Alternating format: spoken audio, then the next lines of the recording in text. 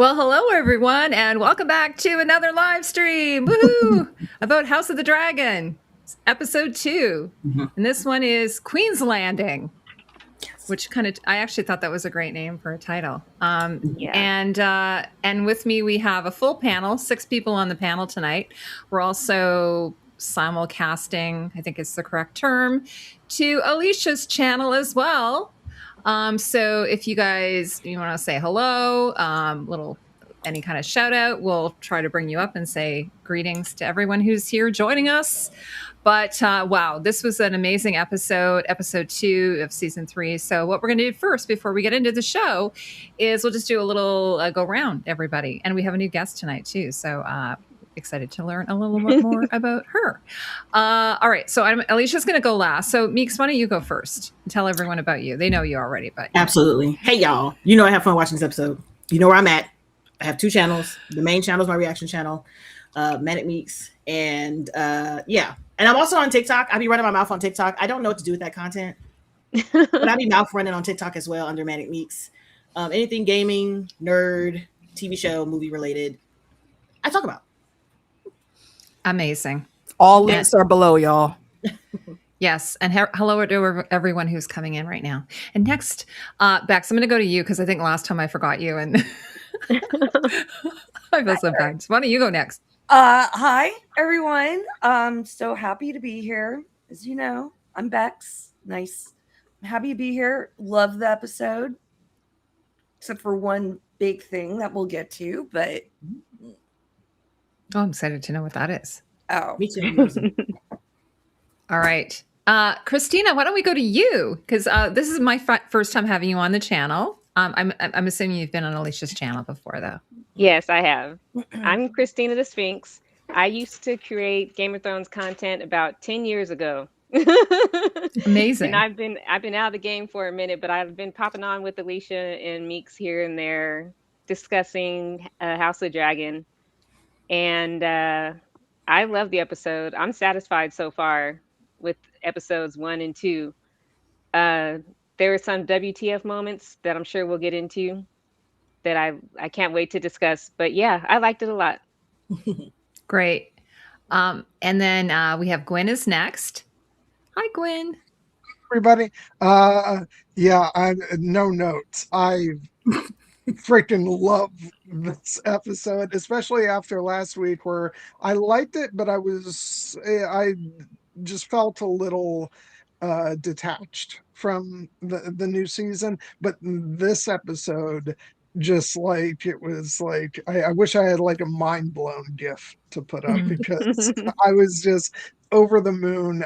I think it's one of my favorite Game of Thrones world episodes ever. And yeah, I got to watch it again before the stream today, and I was like, yeah, but I love every second of this. So yeah, I'm super 2 thumbs up. Amazing. AK, you're last but not least. Yes, hello everyone. I'm having a bit of a crisis in this heat wave that we're going through. So I may end up having to leave early, but I'm happy to be here also. There's a great panel of lovely people around me right now, and I love that. And there's awesome people in the chat also. Hello to all of you guys trickling in. And yeah, let's talk about these shenanigans. I don't know where we're going to go first, but I did enjoy the episode overall, and there are some shenanigans I think we should get into. The MVP we were talking about before we started, I feel like I might have 2 or 3 of them this time. Oh. Like everybody's tie just for doing one specific thing that they did really well. Absolutely. By the way, there's 2 things I want to address before we get going. One is, if anyone is Canadian, I want to wish you all a happy Canada Day because I'm Canadian. And it's, I don't know what I think we're 159 because I always go by my age. So anyway, I hope you're having a wonderful day. I know it's steaming hot where I am, but there's fireworks later. So hopefully you have a wonderful day. And the second thing is, I have a conflict next week, so I talked to Alicia. So it looks like what we might do is we might wait until the following week. I can talk to all of you guys about that after. But if it works for everybody, we could do the following week, the Wednesday, Thursday, do like episode 3 on the Wednesday and then episode 4 on the Thursday. If that doesn't work for everyone, we'll work it out. At any rate, so just so you know, we might not have a show next week. All that aside, Haymaker, thank you so much. That's lovely. We What a appreciate sweetheart. you. Let me get one more for 7. Aw. and a Canada flag. Yes, thank you so much. That's yeah. Yeah, actually, I have to say, this is perfect because it's stinking hot outside. So I love spending Canada Day with my American friends. We're roasting inside and out. We're roasting inside. Yeah. Yeah, exactly. Oh, Haymaker's in Los Angeles. Okay, very cool. Disrespectful and disgusting. How dare you? Then nobody asked you that, though. Nobody asked you. Okay. So, all right. I'm kind of in the same boat as Gwyn. Like after the first episode, I think I mentioned, I was like, oh, I don't know how I felt about this episode. But this episode, oh my God, it's amazing. I kind of had no notes. So let's go around and get everyone's impression. Who wants to go first? And you guys in the chat can tell us what you think too. Anybody want to go first before I go? You go, Meeks. Take You're it away, all set Meeks. to go. Gwyn, did you want to go first? You can. No. Go ahead. Okay. Are we gonna talk about the whole episode or just like the first half? Because let me tell you something. You just like your first impressions. I knew it was gonna be a hard one. I knew I needed the tissues. I didn't realize that we were gonna immediately need the tissues. I immediately distraught for the first 10 minutes and then fight. I was still snotting and wiping my face as we moved on to figuring out where Corliss is. But I feel like the pacing in this has gotten so much better because they realized that, hey, listen, we got 8 episodes. We can't sit, as much as we would like to sit in a moment for like 10, 20 minutes. We know that they're not allowing any more episodes, so they can't do that. They can't have the citerizations of a long scene of where there's a lot of talking and stuff happening. But so I really like the pace. I really like how fast we're moving through things. I like the fact that we had the black thrones on the beach. That was my favorite part of the entire episode. I'm like, look at that. That's just fantasy, just wonderfulness right there. It's delicious. But yeah, I really enjoyed all of it, and down to Damon, who was just like, even in his like sadness, he was like, okay, we still got shit to do. Like, I'm so sorry. I know you want to roll on the floor and cry, but we can do that shit later. We got stuff to do right now. We got to compartmentalize and keep it pushing. But did anybody see the preview for next episode before I say anything? Yeah, No? I did.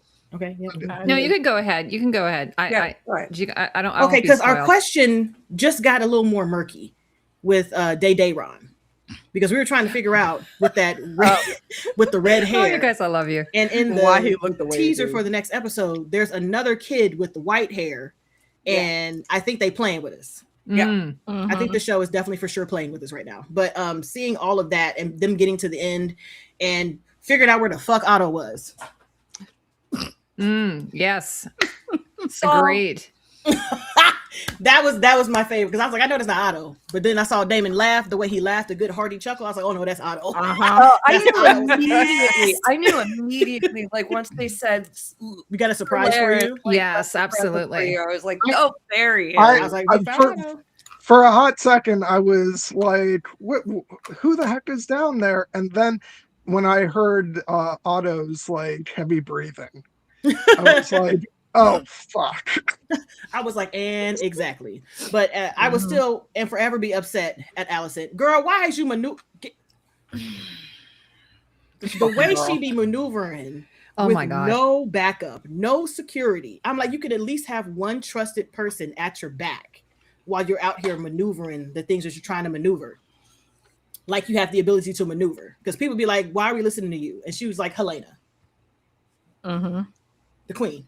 Because you're not the queen no more. So, ma'am, sit down. I need you to realize the situations. And I cussed her out from the moment Rhaenyra got to King's Landing to the end of the episode. I'm like, Allison, shut the fuck up. I don't want to see no shocked face, no nothing. Don't look shocked at Otto's head on the ground because you planned your son's head to be on those same ground. So I don't want to hear it. You're okay with your kids dying, but your dad, how dare they? Girl, get out of my face. Her dad who started this whole mess. Yes. That part. Exactly. That part. Yes. But that's my thing on the whole most of the episode. Enjoyed it. Good. Was yelling. Great. Yeah. I saw your I didn't watch your reaction, but It was a lot of yelling. It's loud. I'm freezing. Yeah, you freezed a little bit. Oh, you're back now. Yeah, I saw your thumbnail and I saw your face. So there was a lot of faces. I kind of sensed your reaction. There was a lot of faces. Who wants to go next? Gwyn, you want to go? I think you wanted to go. Yeah, you guys are colder than I am. I was like, I actually think Allison was the MVP this episode, because that girl was busy. She was doing a lot this episode. No, she was getting shit done. Her plan went to hell and she just plowed through. So she had no choice. Yeah, I know, but I'd still give her credit for like she went. I'm sorry. I put ice in here. It's all water now. Oh yeah, it's that. But hey Matt, and back also, to you. And the interesting thing was, and I'm not gonna say I felt like that I didn't feel just a little bit good, but I really enjoyed the way that the whole thing with Otto at the end was played, because something that, would have previously in the show been just a complete fist pumping moment for me, because of everything that Rhaenyra was going through, and no matter how much she hates Otto for what he's done, there's so much history there that it didn't feel victorious. And I really commend the episode for doing that, because I just nothing about it really. Obviously, it's a win. Rhaenyra is now on the throne, but it didn't feel like much of a win, and that's what's so beautiful about this show. Is the weight of the tragedy of it all,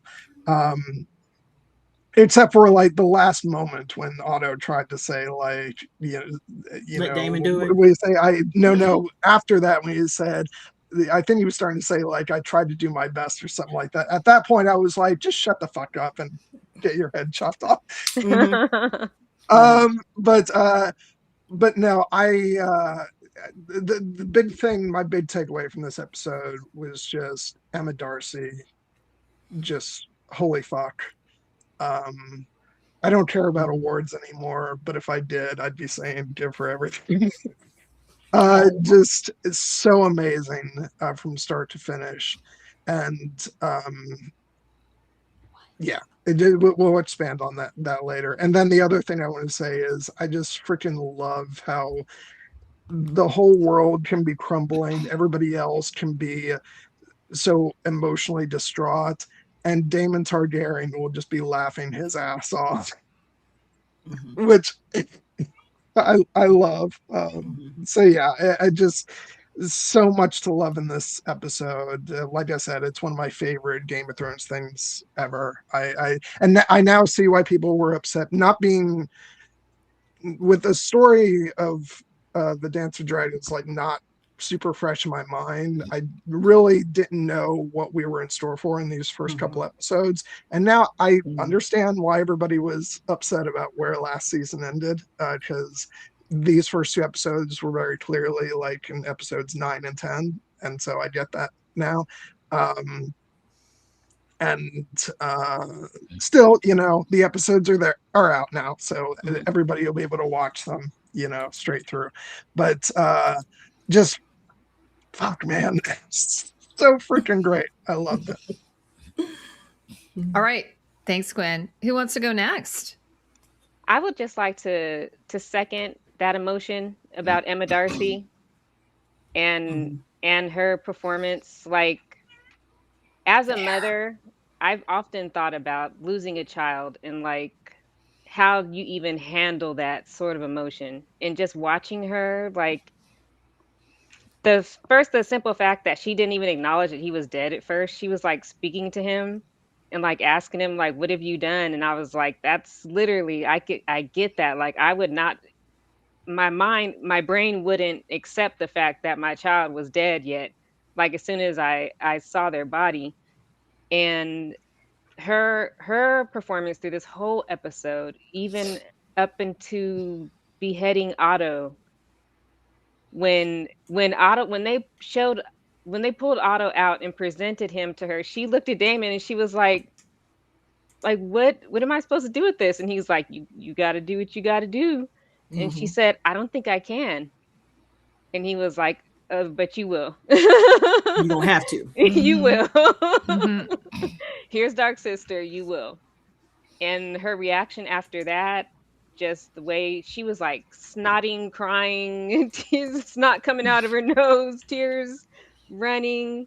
And then her face when Alicent and Helena showed up, I was just like, this woman she's out of control. She's like crazy. So much emotion, so much being told in just little pieces of her face at times. It's just, I was amazed. I liked the episode a lot. I like the way that Damon showed up, because all of last season they've been separated. Like, they haven't been together, and we haven't really been able to see them interact like as a couple. And when he came back, she was in the bed. No, he didn't crawl into bed and hold her and cry with her and cuddle her, but he sat there and he encouraged her and motivated her to get up. Get up, get out the bed. Like, we got stuff to, I understand this happened, but he quoted the Song of Ice and Fire prophecy. He knew how to get the fire lit underneath her. And then when they rode out together, I was like, hell yeah, here we go. Here we go. She said, I'm riding out with my Lord husband. I was like, you go. Yes, you and your Lord husband. You don't need nobody else. Yeah, and again, she had those two guys just being like, no, you can't. And, it's like, oh my God, these people, enough already. Exactly. They're so lame. Stop. What do you call it when you're being, I don't want to say C blocked, but is there a term for women? Is it? Okay. Word. Yeah, she's being C blocked. Okay. They're C blocking her from popping off.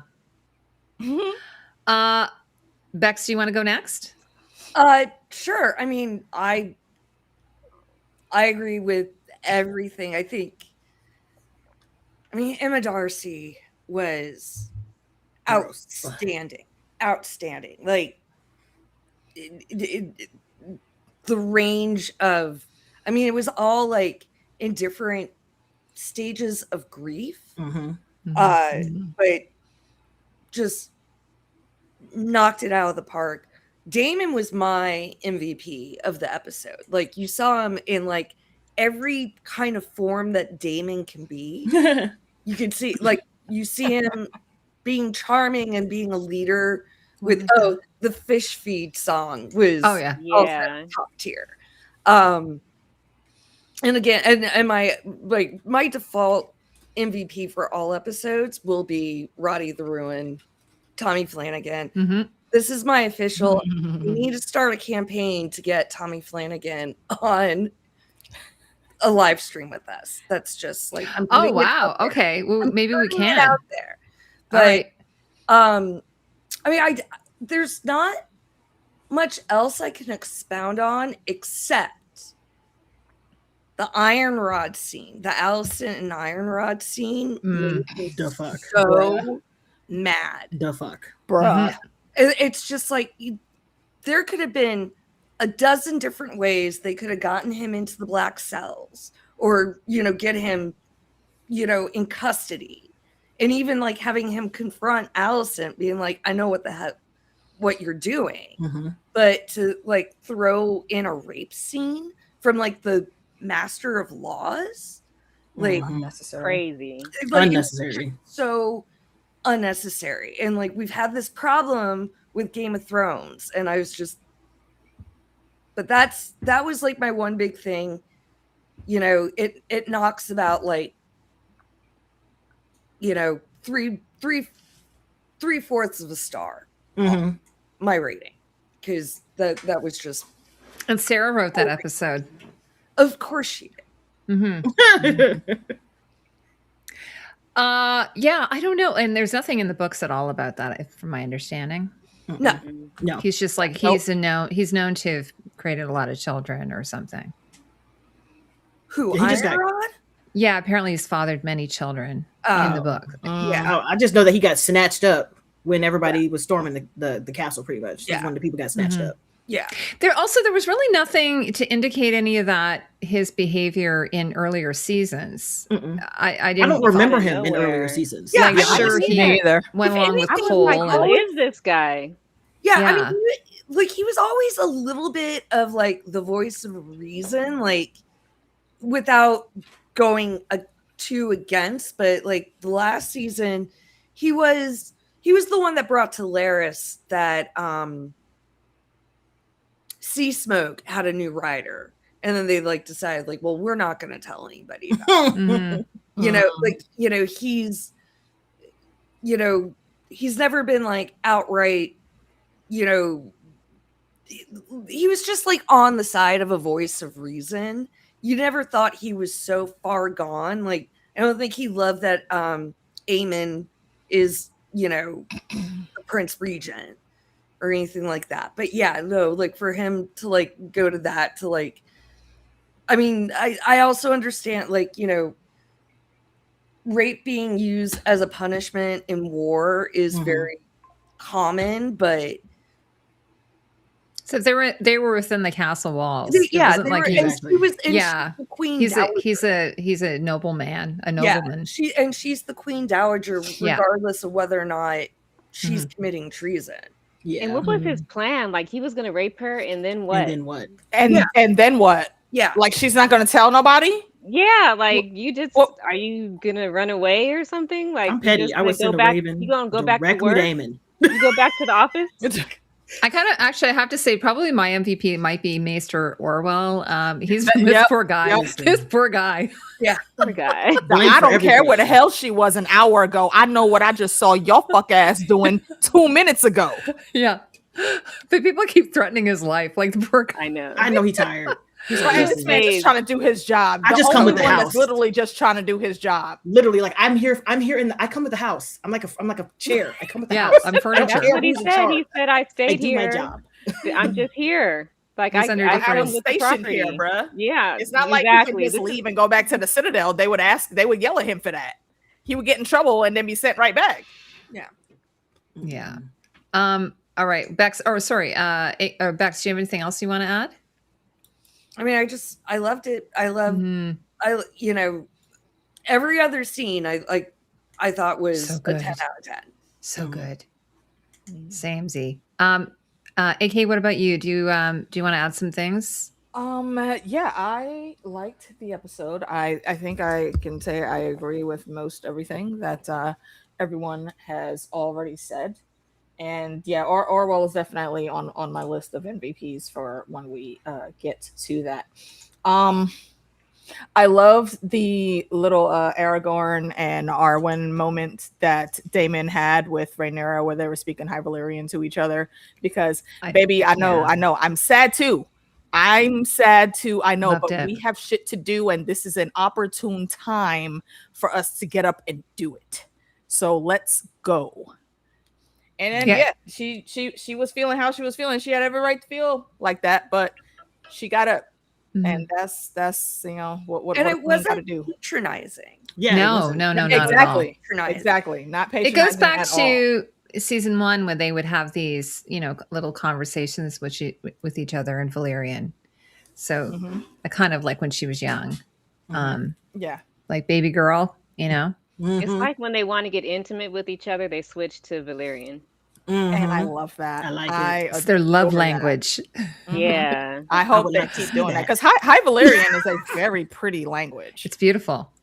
I really like hearing it. Okay. My question for y'all is, Where do you think my Saria is in all of this now? Where is she, what's her place? Her and Damon have me dying because Damon is looking, eyeballing her the fuck down. She is also on my list of MVPs. Oh, really? Okay. Because sometimes, Damon, it ain't about you, bruv. Yep. And at that one scene where right when Rhaenyra's about to walk out and Masara is giving her like, the last words, like, baby, go over there, be safe, and blah blah blah, whatever. Damon looked at that and like a second before he thought it when I was doing my reaction, I was like, yo, Damon, did you catch that? And the camera flashed over to him. He starts smirking. I was like, okay, yeah, that little smirk. Mm-hmm. And he didn't even have beef with her on it. He just looked at her like, all right, I'll see you. I've just been waiting since last week for that to be a thing. I was like, I cannot wait for Damon to catch on to something going on there. Instantly. And I am here for the soap opera that will unfold in the coming mess. And I like when he brought it up. We are here for the mess. I just loved his arrival at Dragonstone. He just kind of is like, I'm going to tell you off, and I'm going to tell you off, and I'm going to tell you off. As he makes his way to Rhaenyra. He was like, I left for 5 seconds, and all hell broke loose. My son is dead. Y'all locking bitches up in rooms that shouldn't be in rooms? Are you kidding me? Hey, you two, the bastards. Hey, yeah, come here. What the fuck y'all doing here? Come on. Didn't y'all? Wasn't y'all supposed to be over there?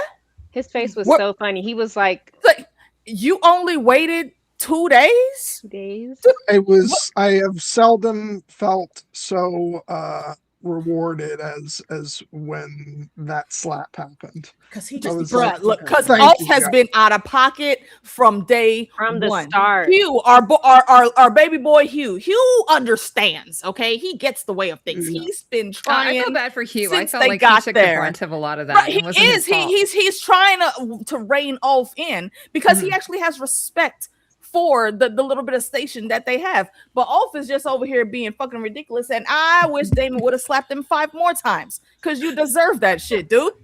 I'm over here talking shit to me. I wish he had his gauntlet. I've heard around the world, right? I just feel like he's acting like that because everywhere he went, he's been able to control the room. Like they see his white hair, he's been able to control the room in some of the smaller places, and so he comes into a place where he's no longer the big fish. He can't maneuver like he normally maneuvers, so it all falls flat, and people are looking at him like, "What the fuck are you doing?"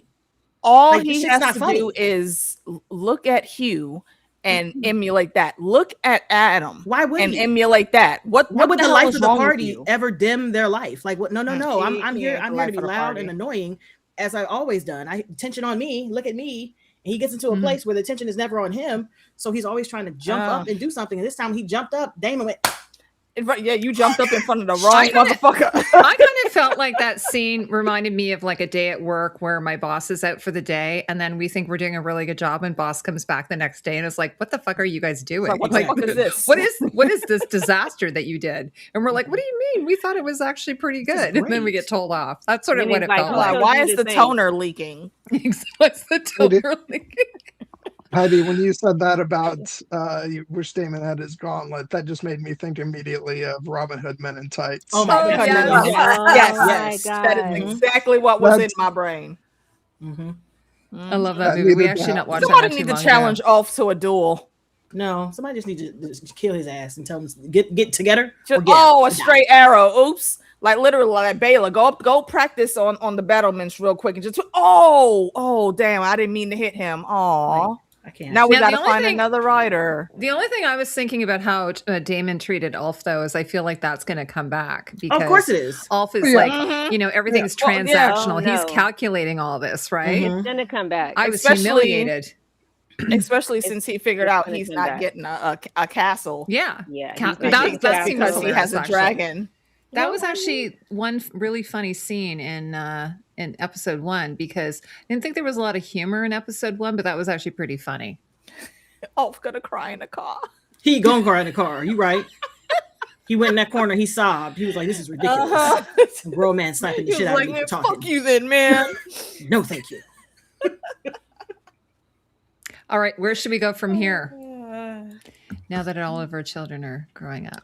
How about before we get to MVPs, what was like everyone's favorite scene?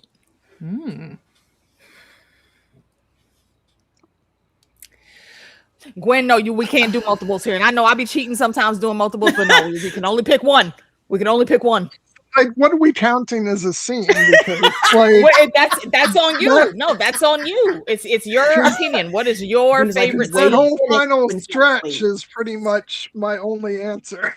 The last 20 minutes. Like storming the castle, kind of. Like that works. That all links together. That works. Yeah. Seriously, like go ahead, don't do it. I mean, I think the whole episode is freaking great, but it is that like last 20 minutes that just like raised this to like top tier thrones, and I think it's one of those like sequences that I will watch over and over and over again in the years to come. Just freaking great. And a huge part of what made that sequence so great, and because I always got to mention the music, is Ramin Djawadi's score. I cannot so good. Freaking wait to get the soundtrack just so I can listen to that piece. Just so good. And it's not like the most complicated either. It's like a steady rhythm, of a like repeating phrase, but it's so effective. And so, yeah, that takes the cake. I don't know if that counts as a scene because it's such a long stretch, but I can't like pick one part of that sequence. Okay. I'd like to piggyback off of that. When they first showed up with all the dragons, and you just see all the dragons flying, approaching King's Landing, I was like, it was so good. By the way, the CGI this episode was amazing. Everything looks so real. Becks, I don't know if you saw it from that point of view, but I was like, I thought it looked so good. Yeah, for the most part. The only one I was a little about was Sheep Stealer in the Veil. That one looked just a little bit, but because like at some point I kind of on my second viewing all I did was like watch Sheep Stealer. And that was a great scene too. It was really good. That freaking girl. Yeah. So I would like to propose a new category. Can we like have one for a character we got the most beef with in an episode? No, because I don't have beef with her. She's scared. It's against that is sort of against my own personal rules, because that would veer on a sort of negative thing. But I agree with you in this case because, girl.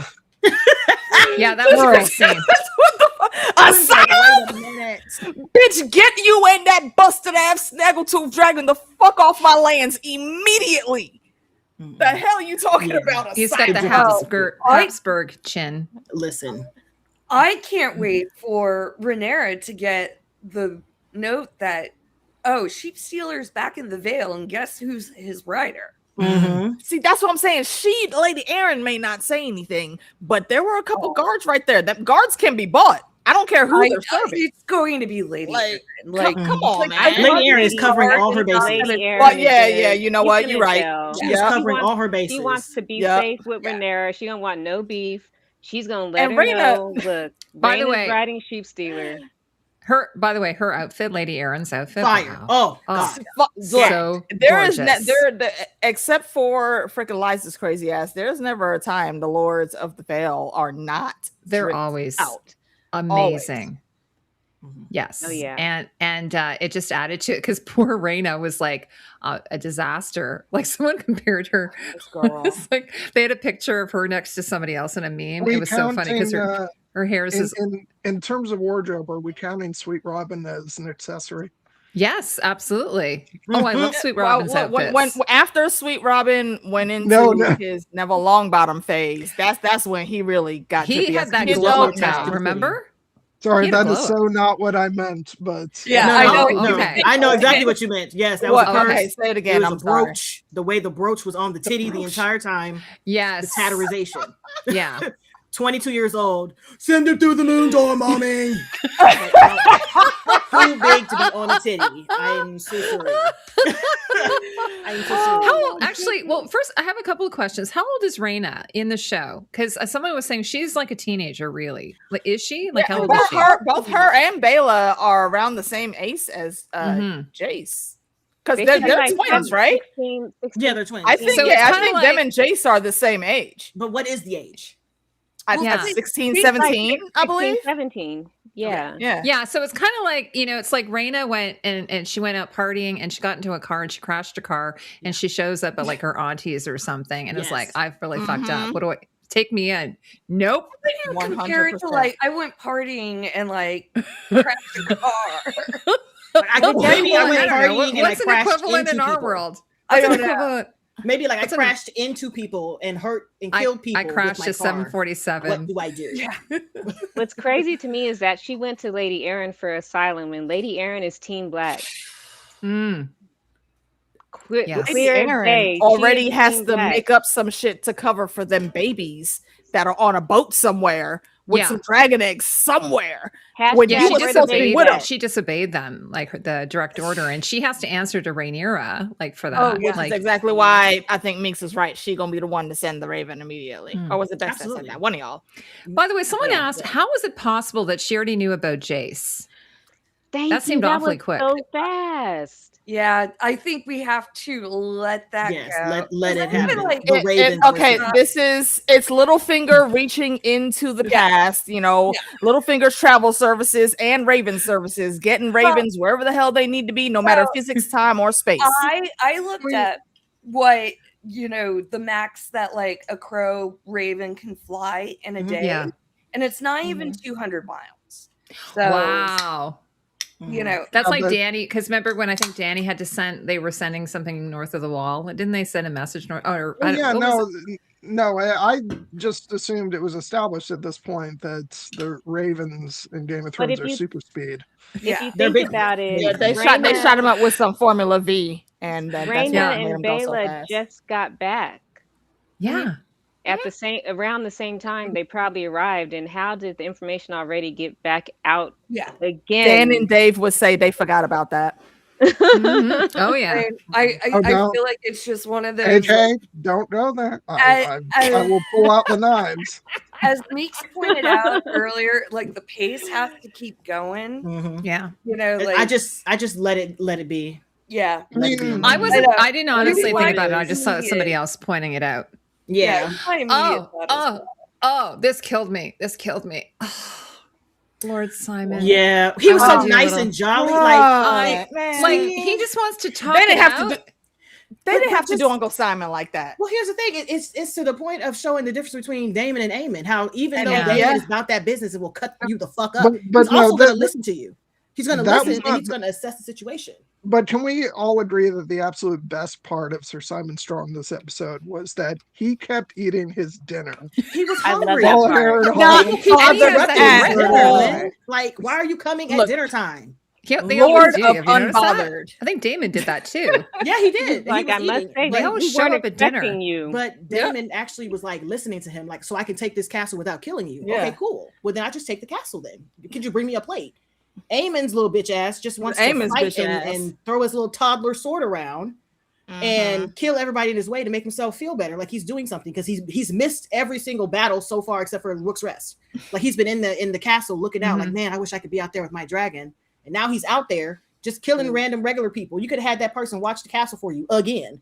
But here you are bleeding on the floor, looking at a witch like, help me. And luckily she wants something from your bitch ass, because I'd have been like, no. That was also another gripe where you have a gripe with Raina. I have a gripe with Alice Rivers. If you 100%. Wanted something from all this work that you were doing for Daemon, why the hell did you do all of it without saying, oh, by the way, I now want something? And also, you don't negotiate after. Harrenhal? Yeah. Harrenhal. You should have negotiated when he was like high on whatever pace you're putting in the drink. But like I'm curious why she didn't say what she needed it for. Because I'm like, hey, I want Harrenhal. And he was like, why? Or for what? I'm going to tell you. Like, listen, this is a magical ass motherfucker and I'm a magical ass bitch. That part. I'm going to tell you right now. I'm going to be a like problem that? if you don't hand it to me. So just hedge your bets and give it to me. Yeah. Period. Like, what are you going to do about it? You would have spun some magic-y shit into her, and she knows about the Song of Ice and Fire.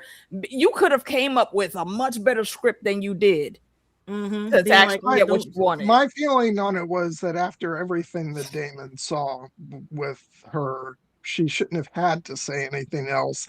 But and he's gonna regret. She has to justify it. But that's the largest castle. Like, you got to give me a reason to give you this. People are fighting over Harrenhal continuously. And like, you old and busted. Go back and say, oh, by the way.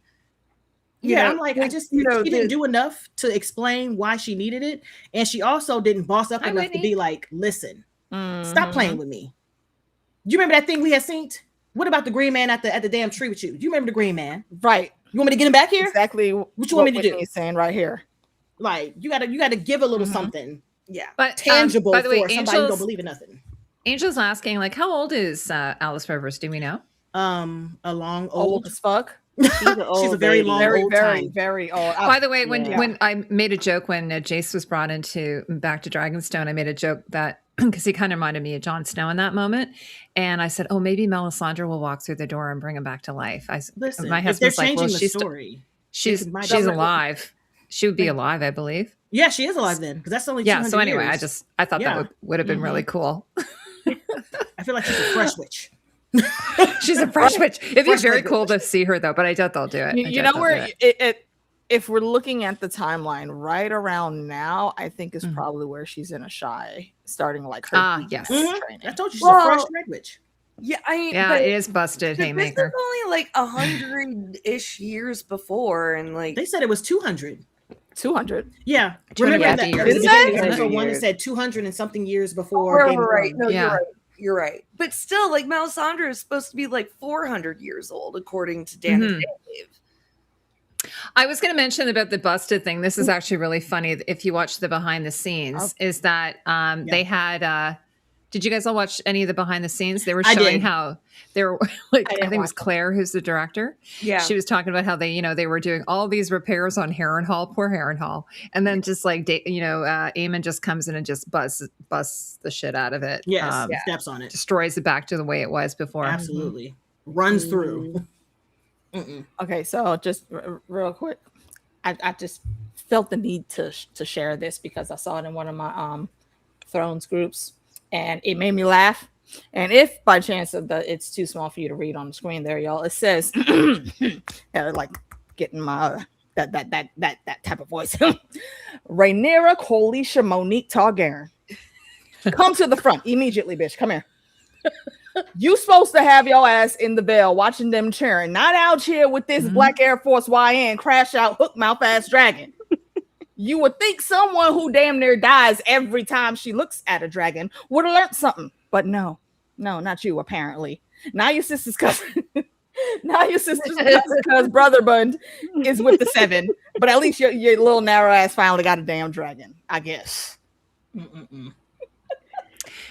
By the way, were you all thinking when Daemon and Rhaenyra were talking about Sheepstealer and the rider and everything, and of course they don't know who it is, but were you thinking that when Daemon will eventually discover that it was Rhaena, that he will still have a little bit of like gloating happening with that? Absolutely. Yes, like he'll be like, oh, that's my girl, because she finally got a dragon. Yeah, and not just a dragon, a wild dragon. A wild dragon. He said that you can't tame a wild dragon. What are you talking about? Well, I mean, and technically, they're not wrong because she has absolutely not tamed Sheepstealer. She is his pet, but it's still. I think she's still like accepting a writer. Yeah. She still got him, and that's why I think they merged her character with Neville's because of that fan theory. I don't like it. Yeah. I'm just saying this was probably their thought pattern because of that fan theory that Nettles wasn't his lover, but his daughter. And it also leads into the fan theory that Daemon and Nettles skedaddled after the battle, which I like because we got to stop losing. I want some people they never found his body. I want some people to live. And she was probably up there in the Vale for a while because one of the hill tribes that we know of from Game of Thrones is the Burnt Ears. And they worship a fire witch that lives in the mountains. Oh my god, I've seen this those. chat. You gotta be on hilarious. TikTok. Me and Becks, we be sending stuff back and forth now. Me and Becks are sending stuff back and forth. We're having a blast. That one song, I have it in my head all the time. Like, that's a silencer. Flamethrower. Oh man. Oh. Right. Well, thank you for allowing me that sidebar, y'all. I want to talk about my favorite scene, which I've mentioned briefly, but I'm mentioning it again, is when we had the Valerians and the Black Targaryens on the beach being like, "Yep, y'all, that was some shit we went through, huh? Like, that was shit, bro." Corlys was like, "I'm done." Burning in the back. Yeah, he's like, my castle shit is burnt. He's like, I don't have nothing else for you but my name. And is that baby Sphinx? How baby Sphinx? That's all he wanted in the first place. Like, it's sad that it took all of this for you to be like, you know what? No Rhaenys kidding. is right. Let me go ahead and W my kids and claim you publicly. Because at the end of the day, y'all are fighting family and all y'all got is family. So I like them sitting there being like, so now what do we do? Like, Oh, and Bella and Alan. I'm loving those breadcrumbs that they're starting. And also, I had seen something on, I think it was something that somebody shared on Facebook, but it was a post that was on Twitter, and they said like, if somebody said that if y'all are watching House of the Dragon and not the BET Awards, then we have to like check your black card. And the first comment, and I thought it was very accurate, is bitch, BET don't got black folk on dragons. Yeah. Thank you. Fuck you. I can watch the awards later. They'll rerun it like 50 times anyway. Dragons important. We're sorry. Hell out of here. We gotta watch these dragons. What is Corlys's home again? Is it Driftmark? Driftmark. Yeah, it was high tide. Well, he said it's gone, but technically, if it's a castle, it probably, or a pretty. It's burnt up right now, but all his stuff is gone. Maybe all of his valuables are gone, and that's what made him rich. Yeah, exactly. But it's also not like he's never going to be like that. Family's never going to be rich again because they're in the seas, and that's where you get all of the stuff. Exactly. Like, it's easy. To build. And House Valerian survived all of this. Like they're still in the original story, so they're gonna be all right. Yeah, he says the house insurance won't pay for high tide. Yes, Daynard, absolutely. All caps. 100%. Warming caused by dragons. Because what they'll be like, is there any water inside? That's flooding. We don't carry that. We don't do flood insurance. I'm so sorry. There's water inside. It's flooding. We don't do. Yeah, it's funny because I remember I had a friend who had a house in Florida, and I guess they had to get house insurance doesn't cover. I think it doesn't cover flooding, so they had to get additional flooding insurance. Yep.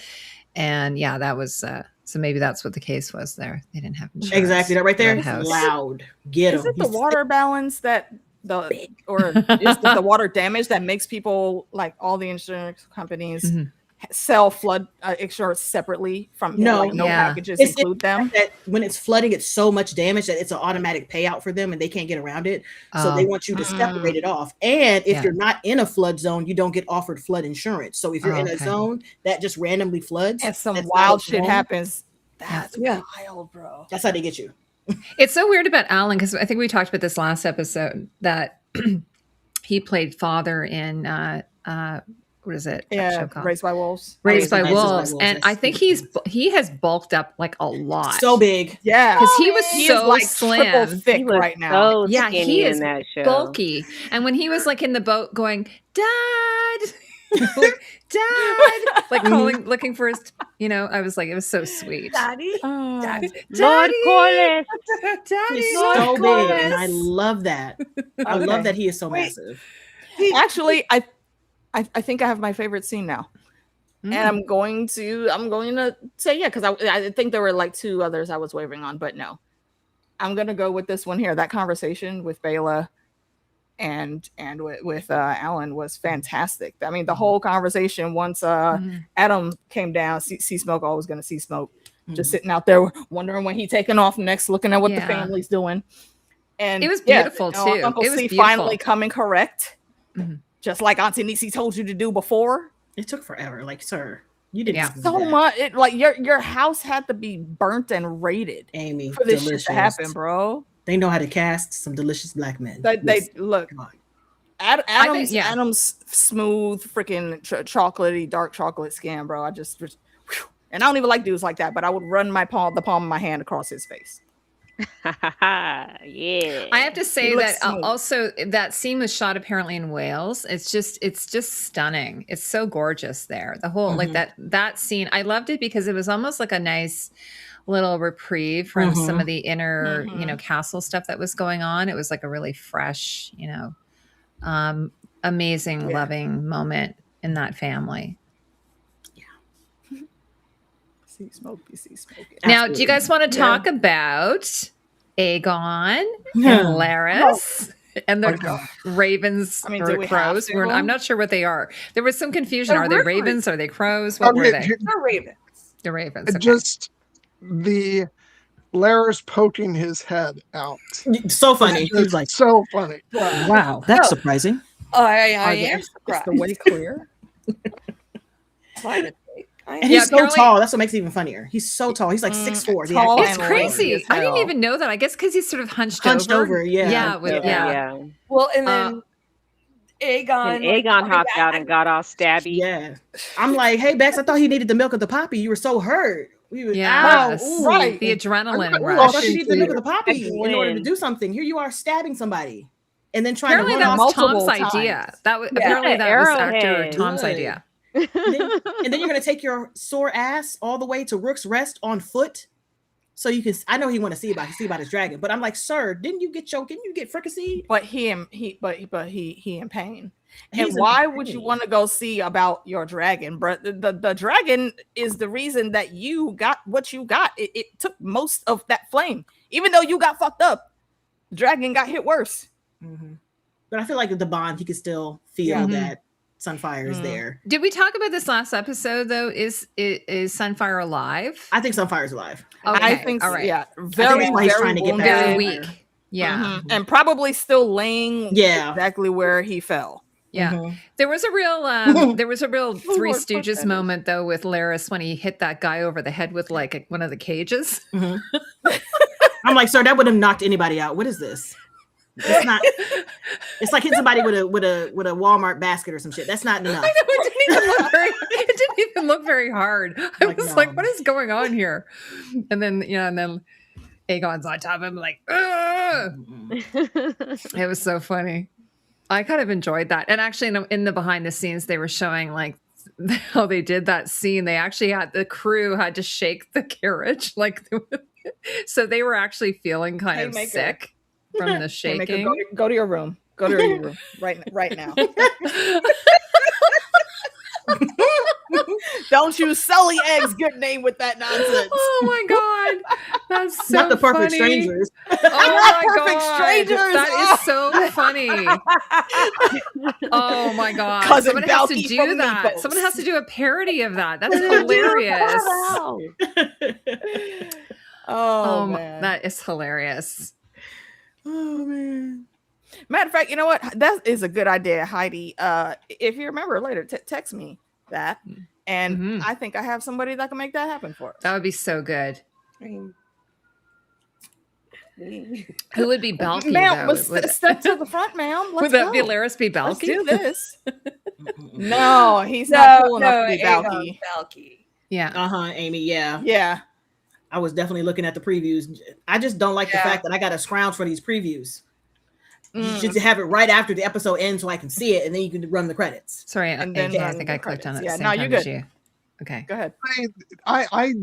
It was fine when they used to just do it right after the credits, but now they've got like a bunch of different stuff afterwards, different and then the preview, pictures. And I'm like, no, I can't. I gotta find it because I just need to make it makes myself feel better that I can wait till the next week if I see a little bit, just a little bit. Also, I know folks have been trickling in, and I haven't really gone through the chat. Yes, this do episode it. yet. So let me scroll up and give the appropriate shout outs because we appreciate all you guys being here with us. Angel Lover Daynard, Laymat, But oh shoot, Michelle, I didn't even see you sneak in here. What's good, girl? Phyllis is in here. Jaguar, what's good? Haymaker in here, always with the shenanigans, never stop. Marissa, how do? And thank you again for that super chat you sent us, Haymaker. We really appreciate that. Angel Lover. And scrolling. Mina, hello. More scrolling. Christian knows I didn't see you sneak in either. Good to see you, homie. It's been a while. Lady Amy is in. There's quite some other folks that was in here. No, I saw my brother JD the Dragon and my sis Casey. Always a pleasure to have y'all on. Always a pleasure. And Keith the Smooth Healer is back in. Appreciate you coming through. And I think I got everybody else that had to come in. Mina, Persephone, Adamantium came through. If I missed you, I apologize. Scrolling. I'm gonna take a second to do something off topic because AK, I know you said you're gonna be leaving early, so I want to make sure I show you this before we leave. Got this in the mail. It's absolutely the collector in me. Wait. Yeah, because that's the second movie. Nice. Oh, the second movie is trash, but it's so good. Is, but it's so good. But it's the 4K remastered, so it was like I was like, original, okay, yeah. I will buy the second one. So you can really see how they just used a stock green screen, and you can see it wavering in the background. So, but like I had not seen that movie since it came out, and I turned on the commentary track the other day for it. Not the actual, like not listening to the actual movie, just listening to the commentary. On it, and I still could only make it through 5 minutes because it's just so awful. And yeah, they didn't even finish the visual effects on the movie. It's awful. So like, yeah, and I love the first one so much, but that second one is oh god. Annihilation I could do without. I literally watch it just for some of the small clips of Did you? You will die. Sindel they butchered that. Well, AK, I actually this is something probably better saved for when we actually. Yeah. You know what? You're right. Let me stop. But I just did want to ask. Did you ever see the 1996 animated series? It only lasted one season called Mortal Kombat Defenders of the Realm, which was basically like an alternate sequel to the first film. And for me, like I prefer that over Annihilation. Yeah, I wanted them to continue the one they did with Michael Jai White and 7 of 9, Jerry Ryan. That one was actually shaping up to be like super gritty and high octane action, but yeah, I think they didn't do that. But no, I mean when that first movie came out, it was absolutely everything to me, and I still love it dearly. So I can't wait till we talk about it on the channel. Indeed, it is coming. All right. MK sidebar over. And Heidi ran away. So where were we getting ready to go? Can we talk about more scenes? Because I know we said one. Yes. But you don't tell me what to do. I'm an adult. You're not my supervisor. No, I'm You're not my supervisor. Dad. No, but another scene I liked is let me think about it. Where did it go? I'm sad. Hold on. I had it on my mind the entire time. Or while SmackDown. Helena. Can y'all please just buy this baby a nice chicken coop? And since we're changing things, that is one thing I would like to change. I'm gonna make a list of things that I would like for them to change since they're changing stuff. But the way that she was like, Mom, but the reason we're here is because you said that Viserys had said this. You said he said this, right? Well, I think I might have got it wrong. But then you said this in the council, and the council did this, and the council did that, and this person did this, and like, so you want me to go up here and do what? She was so proud when she gave that order. She was like, I shall have no beast harmed. And then she was like, I did it. I'm like, oh my gosh, she's so freaking adorable. She's so cute. She's adorable. Oh gosh. She's so cute. It's just I miss her because she's like a little bit of levity in everything that's going on top of your shenanigans. She's in her own little world, looking at bugs and being like, "Shit's not right. Something's going on." Just in her own little corner of the world with her and her kid. And I just, I want more of her, but I know that if we get more of her, then she's gonna die. Yeah. I really hope not. Like, honestly, I want them to change it. Right, Rhaenyra just goes in and talks to her like they're sisters that they are, and she's like, "Oh, you want to help with chickens, baby? It's a whole half a courtyard over here. Nobody's using it. This is yours. We'll get the builders in. You can design it however you want. I'll import everything premium from Essos." So that's simple. The book, her little journal, like the first scene she was in, like it was apparently like she was looking at like these caterpillars, but they're like butterflies of Noth. Oh, yeah. And, like it was like in her journal, and she's like, they're said to be poisonous. As of yet, I have not died. That's so cool. And she says, as of yet, where did you get a butterfly from Noth? That was my question in that whole scene, because that's another like just a very subtle wishy undertone that they put in there. Like, I save Helena. I need like all of her stories. I want to go through that journal. We don't have Daenerys Targaryen's what was it, points and pointants or something with all of her dreams. Can we see Helena's dream diary? Like, can we preserve that, please? Preserve her. There's so many things that make me sad that we're never going to see because George is never going to write. It's just going to be references. And we're never going to see them. Like Oakenfist stuff. Like, we're never going to see that book about him. That one book that's supposedly about him and his journeys. We're never going to see the potions book. I'm just like, don't mention these things, Germ.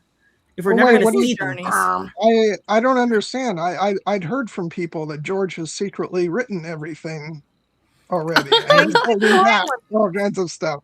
Oh my gosh, I can't. Ugh. I always say he has written everything, but now he's just changing shit. Yeah, I think he has to fix it because we were very vocal about the ending of Game of Thrones. Don't do that shit. Don't do that. Fix it. Yeah. Fix it before you release it. So sorry, while it popped out. That's a good one. Were you folks talking about how Helena was saying that she didn't want the dragon's heart? I was like, that's another cute moment. I was like, so cute. Yeah. Did you touch on that whole thing about Alicent, like being busy going around? Not yet.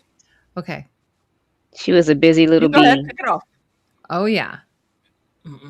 She was buzzing all around the Capitol. Just like noticeably out. People were looking at her like. She went into the barracks of the Gold Coast. Yeah. Oh yes, she did. You're right. And I will yell Becks every single time. Had the nerve to look surprised. And there's naked men. All of her. I didn't think she was surprised. I just think she was just like, all right. Yeah. What did you expect, though? There's dicks out. All right, I don't think she was. I mean, yeah. She was. I don't think she was surprised. She was like, just judging about it. I don't think she was.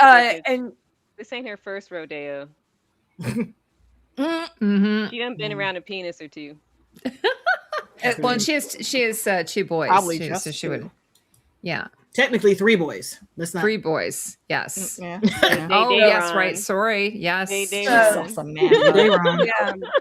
commander of the Gold Cloaks is another Downton Abbey alum. Oh, really? Yeah. He played. He's sexy. That means I need to watch it. Yeah, I loved his armor. Anthony, he's got a vibe about him. I was like, yeah, I agree. It's the curly hair. It's the curly like salt and pepper hair. It does it every time. Yeah. I mean, it's speaking of Downtown Abbey, just a quick RIP for Professor McGonagall. I think that was like the last show that I remember seeing she was on. Oh yeah, she was wonderful in that. Maggie Smith. Yes, Dame Maggie Smith. What are you laughing at? Who said what? Sir Hudgman. By the way, Krispy Kreme wasn't in this episode, was he? Good. Yes. Maybe that's why I liked it. When he saw Vagar. He looked up and he was like, and saw Vagar. Yes. Okay. Yeah. There you go. That was just enough of him. Yeah. That's all we need. Silent on camera. Crispy. Hello to J.S. Hargerson. I do not believe we've seen your name before. Welcome. Click, click. No, speaking of the gold cloaks, I just want to say, like, that was such a thrilling moment just because it plays on our memory of season 1 of Game of Thrones with Ned. And it's like, it was so satisfying to see this go down the right way. Oh gosh. Exactly. Yeah. Because I was also wearing the right armor. But I just think that they didn't in Game of Thrones. It's very strange that Otto and the Greens didn't have most of those people released or switched out because they were chosen by Daemon and trained by Daemon. They were just like, whatever, it's cool. Yeah. That's the audacity. I feel like they're a bit too uppity for that. They don't think that they need to worry about that. Full of themselves. They think they got it all under control.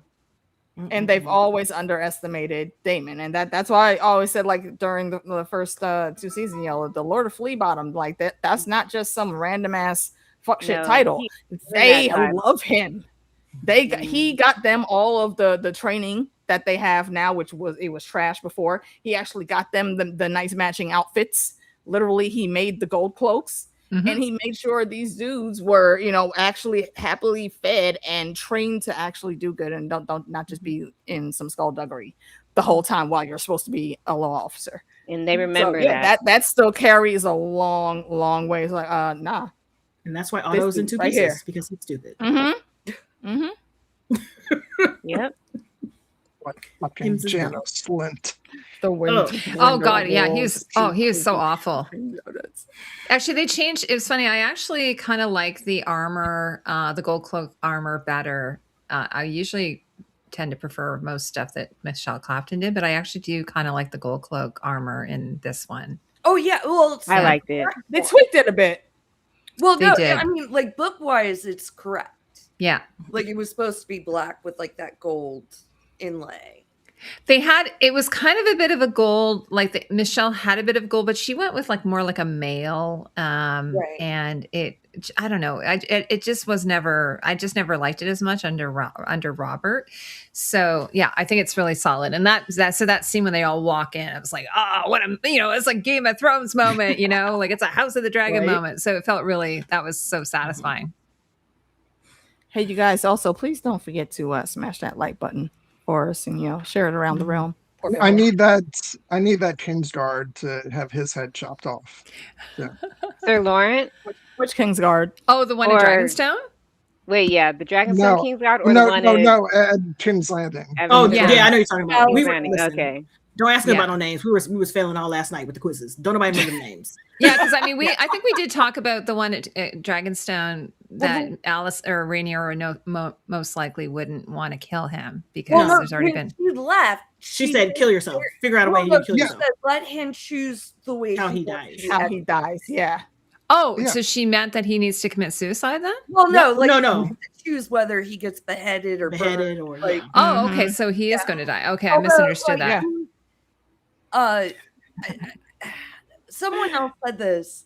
It's not an original thought, but it's like he's a Kingsguard. Like, put him in battle. Like, you're not. You really why waste it? Yeah, exactly. Why waste it? You're right. And then kill him after if he don't die on the battlefield. Exactly. Yeah. I wanted to also mention the scene with, I don't know if you guys talked about it yet, that scene with Daemon where they're in they get into the castle, into the Red Keep, and then there's a slew of Targaryen soldiers and Daemon just kind of like he's just like, it was like a Star Wars moment, like spinning around. And then I read that Claire actually, she was sort of inspired by Kill Bill in that. Well, she was talking about the crazy idea. She was also talking about like the blood on the floor. Yeah. But yeah, she was thinking she said Tarantino. But that's why she wanted to do that top down sort of like she did. I just love that Damon's response to, at Dragonstone with, the dragons will not help you inside the keep and you have no soldiers. And he was like, she has me. And that's all she needed. She was holding. What was the scene where they were laughing at her when she was holding the sword? Because she pulled out the sword when they surrounded. That's why that motherfucker needs to die. They all laughed. Yeah, they all got chuckled. A good little chuckle. And that was Jace's sword that she was clinging to. I was like, God damn it, Bobby. God damn it, Bobby. That's why when she was sitting on the throne, she was still like squeezing it. Like, yeah. All right, I got a seat. I took a seat as we sit. It actually, that scene of her sitting on the throne reminded me, is it Doug Smith who did an illustration of Rhaenyra?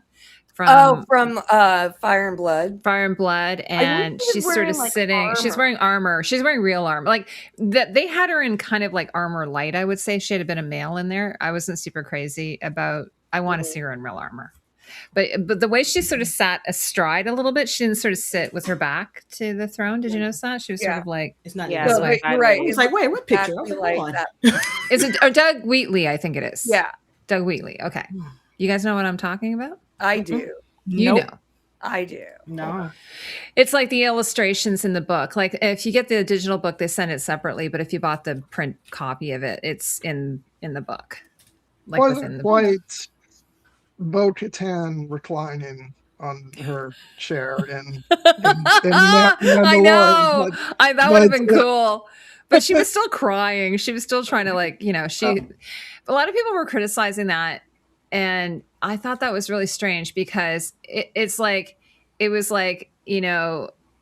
that was just one day, right? Like everything that happened was in just one day, I believe, correct? Like she lost her son, she took the Red Keep, and she executed Otto and that douchebag all in one day. I'm just like, people just need to chill out. They expect her to be swinging a sword and shit and be like, ah! Mm-hmm. I'm like, that's for me what made that's really good, Angel. That's for me what just made this so impactful. The fact that like it wasn't exactly what you would want it to be of like her just being a total bad. I mean, she was still very much a badass, but like not like emotionless and like just still very hard for her. And kicking ass. It's like this was. She's had a very traumatic day and like and she's shaken by like everything that she has to do in this episode, and for me that's what made it so fantastic because it was so raw and emotional. So like I think I mean I haven't been looking at social media, but I thought that maybe that might be a reaction among some people because like I know some people basically want these characters to be superheroes essentially, but it's like it's I just liked how real it was, and for me that's what made it impactful more so than if she hadn't been that emotional. So people also associate tears with like weakness. Weakness. Those tears was just like being so. You never been so stressed out. You just cried and you were like, okay, I'm like, she's had a hell of a day. Like her crying does not make her weak. Like it's in the anime world, My Hero Academia. Every single time Deku cried before he did something, people were like, "Oh my god, he's always fucking crying. He just needs to suck it up." And I was like, he's crying because of the weight of the shit he's getting ready to do. What he has to do. He knows he has to do something big. He knows he has to make it. He knows he has to save these people, and it's on him. So yes, he's gonna be like, "Let me get this shit out real quick, and then do what I got to do." And tears don't. Yeah, and even though Otto was her enemy, she still has never killed a human being. Exactly, and that was her first time. And so even like emotionally, but also the technique, like she doesn't have the technique. It's not like she's been practicing with like potato sacks or something. I don't know. At least I don't think so. So that was.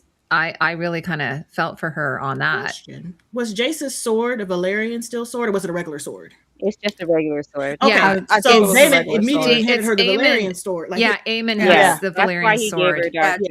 He gave her Dark Sister. Yeah, because no matter how hard or how light she hit, if she hit skin, then it's slicing. So awful. One thing I do like right. So after she took Otto's head off, Damon takes the sword and just like goes over to Iron Rod. Like he was like, "Tell my lady what." And nobody cares. Oh, that was so great! Actually, shut up. Shut up. Yeah. Did you also do that with the other? Didn't he also do that with the other Valyrian guy? Yes. Yeah. They was it not Vayman? What's his name? Was it? It was Corlys's Wasn't it cousin or Vayman? something? Yeah, Uncle Blackamout. Yeah, Yeah. Uncle Blackamout. See, I don't know real names. Now he's forever known as neither. Uncle Blackamout. So I was like, what's his name? I don't remember. But yeah, At least this immediately. guy got his head cut clean off. Vayman. Oh yeah. Had it Vayman, like, yeah. Vayman. Yeah, he got Oh, that was half brutal. and half. And Yeah, it slid, and then it slid off. Yeah. He said, "Let him keep his tongue." He can keep his tongue. That's what you get. Wow. There's a lot of like they love like swords to the face in this show. Yes. It's like even like It's one more of visceral. the strong son that stabbed Oh, Aemon. Mhm. I know. He got hit like right there, and it's like, Oh, I know those strong boys. That was awful. Did you guys we talked about Aemond and his little like what? By the way, in the behind the scenes, they were talking about how the actor is probably the best physical actor on the show. You can tell. And I thought he did an amazing job. Yeah. Sorry, I've forgotten his name. Name is actor. Ewan. Yes, Ewan. Sorry, my apologies. Ewan Mitchell. oh, Eamon just wants to be Damon And so bad. I have to say, does. I kind of thought his armor was pretty cool. He's very lanky, right? I thought it was pretty I cool. like his And helmet. the helmet. Yeah, they had it covered. That was one eye. Yeah, the eye, the missing eye. That was cool. I was like, oh, that's crazy. I never saw that before. I don't think he had that in previous seasons. They had it. Remember, they had it in. We were talking a bit about it in. What is it called? Sorry, I've lost it. It'll come back to me. Go ahead. I'm having a senior moment. When he like went to, like when he was, I'm trying to think. Whenever we saw him in armor before, It had to be I at think Rook's this is Rest. the first time. If anything, he would have been in something at Rook's Rest, maybe a helmet or something. But I know that when he flew to when he was he's always just been in a leather. He's always just been wearing a leather doublet or something. Yeah, and his eye patch, and that's true. We haven't really seen him in armor before. Yeah, but it was funny because in the behind the scenes, it's Simon Brindle, who's the armor maker on the show, and he did. Oh my god, that guy has done so much. He did all of Game of Thrones, and I was like, the guy looks like he's close to retirement now, but they were inspired by all kinds of different things. But anyway, so Ewan, he looked amazing in that, and but the other thing I loved is he actually had leg covers, which you rarely ever see that in on this series like Game of Thrones or House of the Dragon, is they rarely have leg covers. So I was like, oh my god, he actually has leg covers. And I think they did, and I did find this, it looked similar to the Valyrian steel armor that Aegon wore, I think last season when he gets burned, and it kind of melted on him and they had to remove it. But that was supposed to be like an old, like a very old set of armor that would have been from like, I don't know, Ryan Condal says from old Valyria somehow, but I don't think it would be because there wouldn't have been anything. I think he made a mistake on that, right? But this one is something that Aemond would have had custom made for himself. So I thought it was pretty cool. Costume wise. It was probably refitted because getting Valyrian steel is not an easy thing. So I think they had it. And if you guys remember, there were breadcrumbs in some of the chapters that George had released that John or was it Euron? It may have been Euron was going to come out with like full Valyrian steel plate armor. Maybe he found that was Euron in some ruins or something. Yeah. Random theory. I just wanted to say, since Heidi, you just had that post up mentioning Otto, I'm gonna miss Riza Fonts so much in the show. Like it only took him showing up again for a couple minutes to like blow me away with his performance, and he's just as despicable as Otto is. I have enjoyed watching him so much, and yeah, it's just what a great performance, and I'm sorry to see him go. I mean, not Otto. The actor, absolutely. Yeah, I was saying to my husband, Viserys, I was pissed. Like, how dare you open your mouth and talk about Viserys? Shut the fuck up. Husband was saying, like, what else has he been in? And I'm like, oh, remember he was in Notting Hill? He played the roommate. He's been in everything. Like, he was in Notting Hill, oh my God, he's hilarious in that. Like, he's actually kind of a comedic actor. So that's why this is sort of really different for him. Wasn't he in Trainspotting? Probably. Oh, actually, no, I think, Trainspotting, that might have been Viserys. Because this is like a long time ago. Hold on, let me look at it. I don't think any of them are in Trainspotting. I look it. Oh, so I was this is what I was trying to remember. Remember in A Night of the Seven Kingdoms, who's the guy with the blind eye? He's got one eye. And then he wears the armor, the mail. He wears right. He has the mail that goes over his eye, and I remember thinking that was really cool. Yeah. So that was what I was trying to remember. It's so hard. Yeah, I think it was probably I think he's been in this. That movie. That must have been expensive for them to pay Rhys Ifans to be in a cell for 8 episodes or something now. How much would that have cost them? 8 episodes, man. So let's see, where do we want to go from here, guys?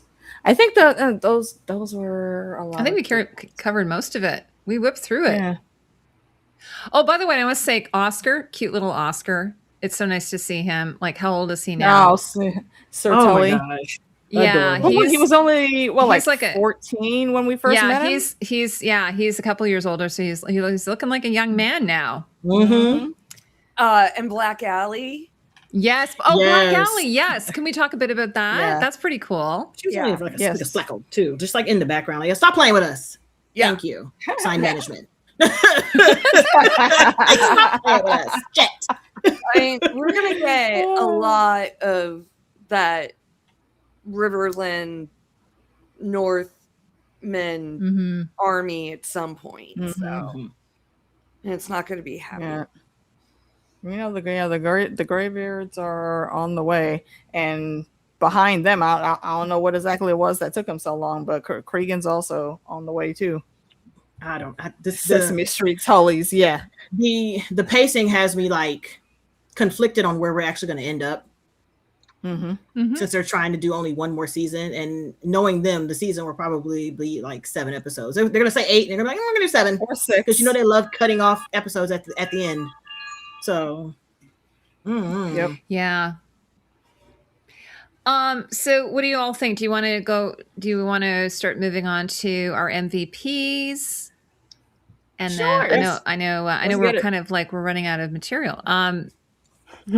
So who wants to go first? I know, because then also AK has to leave early. So, well, I don't have to. I just said it was a possibility. Okay. Feeling a little better. Feeling a little better. Yeah, the painkillers have officially kicked in. Yes. Good. All right. Grazie. No, I'm down for the MVP. I'm gonna still hold true and even in the face of opposition, and say that Alicent was my MVP, because like I said before, girl was busy. She may not have had a choice, but still that does not take away from the fact that she got shit done this episode. So yeah. Was she like looting the castle? What was she doing there in that last scene? I don't know. She was grabbing weird shit. I guess things that they might need. Grabbing weird shit after dismissing her personal Kingsguard. And then the situation happened, and this is not me victim blaming, but that guard being outside your door could have been real helpful to this situation not happening at all, because he wouldn't even been able to walk into that room. And you were right when Helena had to do her walk and escape after her baby boy died. Where the fuck were the guards in the hallways? Why are these hallways always so empty? Because they're not enlisting their guard to help. Yeah. Well, even at one point, the one Kingsguard, her Kingsguard was like, you gotta keep somebody with you away from me. Yeah, exactly. He was getting exhausted having to go up and down the stairs wearing his armor, probably chasing after her. There's a lot of stairs in that place, so you get your steps in, I'm sure. Like every day, there's a lot of. But yeah, and also there's never a second. Actually, I think there is sometime occasionally there have been a second exit, but I find a lot of times there isn't a second exit. That would be my first job. Magor's Keep. Not every room has like those secret doors. Yeah, Amy. That would be my first order of business if I took over the Red Keep. I would put in a bunch of me and Amy on the same page. Little secret hallways. Actually, I've always wanted to do that. By the way, I've always wanted to buy a house and put in like secret passageways in the house. I've always have a haunted style house like that. So maybe I will in my retirement. That's what I'll do. Winchester. No, but I'm going to. Black-eyed Lily, hello. Angel, I'm going to. Me too. Looking forward to that. Are you? Please, hurry up. I mean, yes, please Vampires, do, and then come talk about it with us. Hurry up. Lestat is in his most unhinged zaddy phase right now, and I love it. Considering I am not leaving the house at all after Friday morning, you're gonna binge it. Oh God, your plans are. If you would like to come on Monday, I don't know if we have any Silo watchers. Silo starts this week. Yeah. What starts this week? Silo. Oh yeah. I have not watched that, but I have watched people that have recapped it in full detail, and it's a great story. And it's on Apple Plus too, right? Yeah, Apple Plus doesn't advertise themselves enough. They don't. They don't. We're gonna show y'all now. But so go ahead, Gwyn. I was just going to say I'm still in the first couple episodes of season 2 because I'm trying to catch up. But everything is on hold because y'all X-Men 97 season 2 just started. So. I started that today. I just saw that. I started it today. I'm still on episode 1. I was busy and I couldn't finish it, but yes, they dropped 3 episodes. Yeah. You know, I keep seeing it's like on my splash page on Disney Plus, and they're like, we're gonna go to the time when the X-Men were at their weakest, the 90s. The 90s. By the way, I have to just tell you all, I went to see Jack and I, my husband and I decided to go on a date, and it was so fun. Like, we went out for dinner. Aww. It was really fun. We went to a small town near me, and then we went to, they have this movie theater that has lounge chairs, like you can recline in them and everything. And we decided to go see, what's it called? Not Guardians of the Galaxy, but Masters of the Universe. Oh my gosh. It was so fun. And we're like the only people in the theater in this particular. We had the mad that like I was doing that crazy pilot when it was out in theaters and I missed it. Oh. Anyway, well, it's still in theaters where I live. Yeah, I mean, like the closest one is like not. But anyway, we were like, what should we go? Should we go see that new Spielberg movie? I'm like, let's go see Masters of the Universe. And it was so good. I loved it. Disclosure Day. Yeah, I haven't seen it. Did you see it? I did.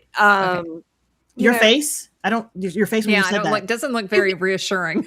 Well, I mean, if you like Steven Spielberg movies, go see it. Okay. And I think what's kind of cool about it is it's cool to kind of go back and think about all the really great, it was good. Emily Blunt, amazing. She was so good. There are a lot of good I heard she's really good in it. Yeah. Yeah. But it's not his best by far. Okay. But it was still entertaining. And I also saw Supergirl. And I still need to see Supergirl.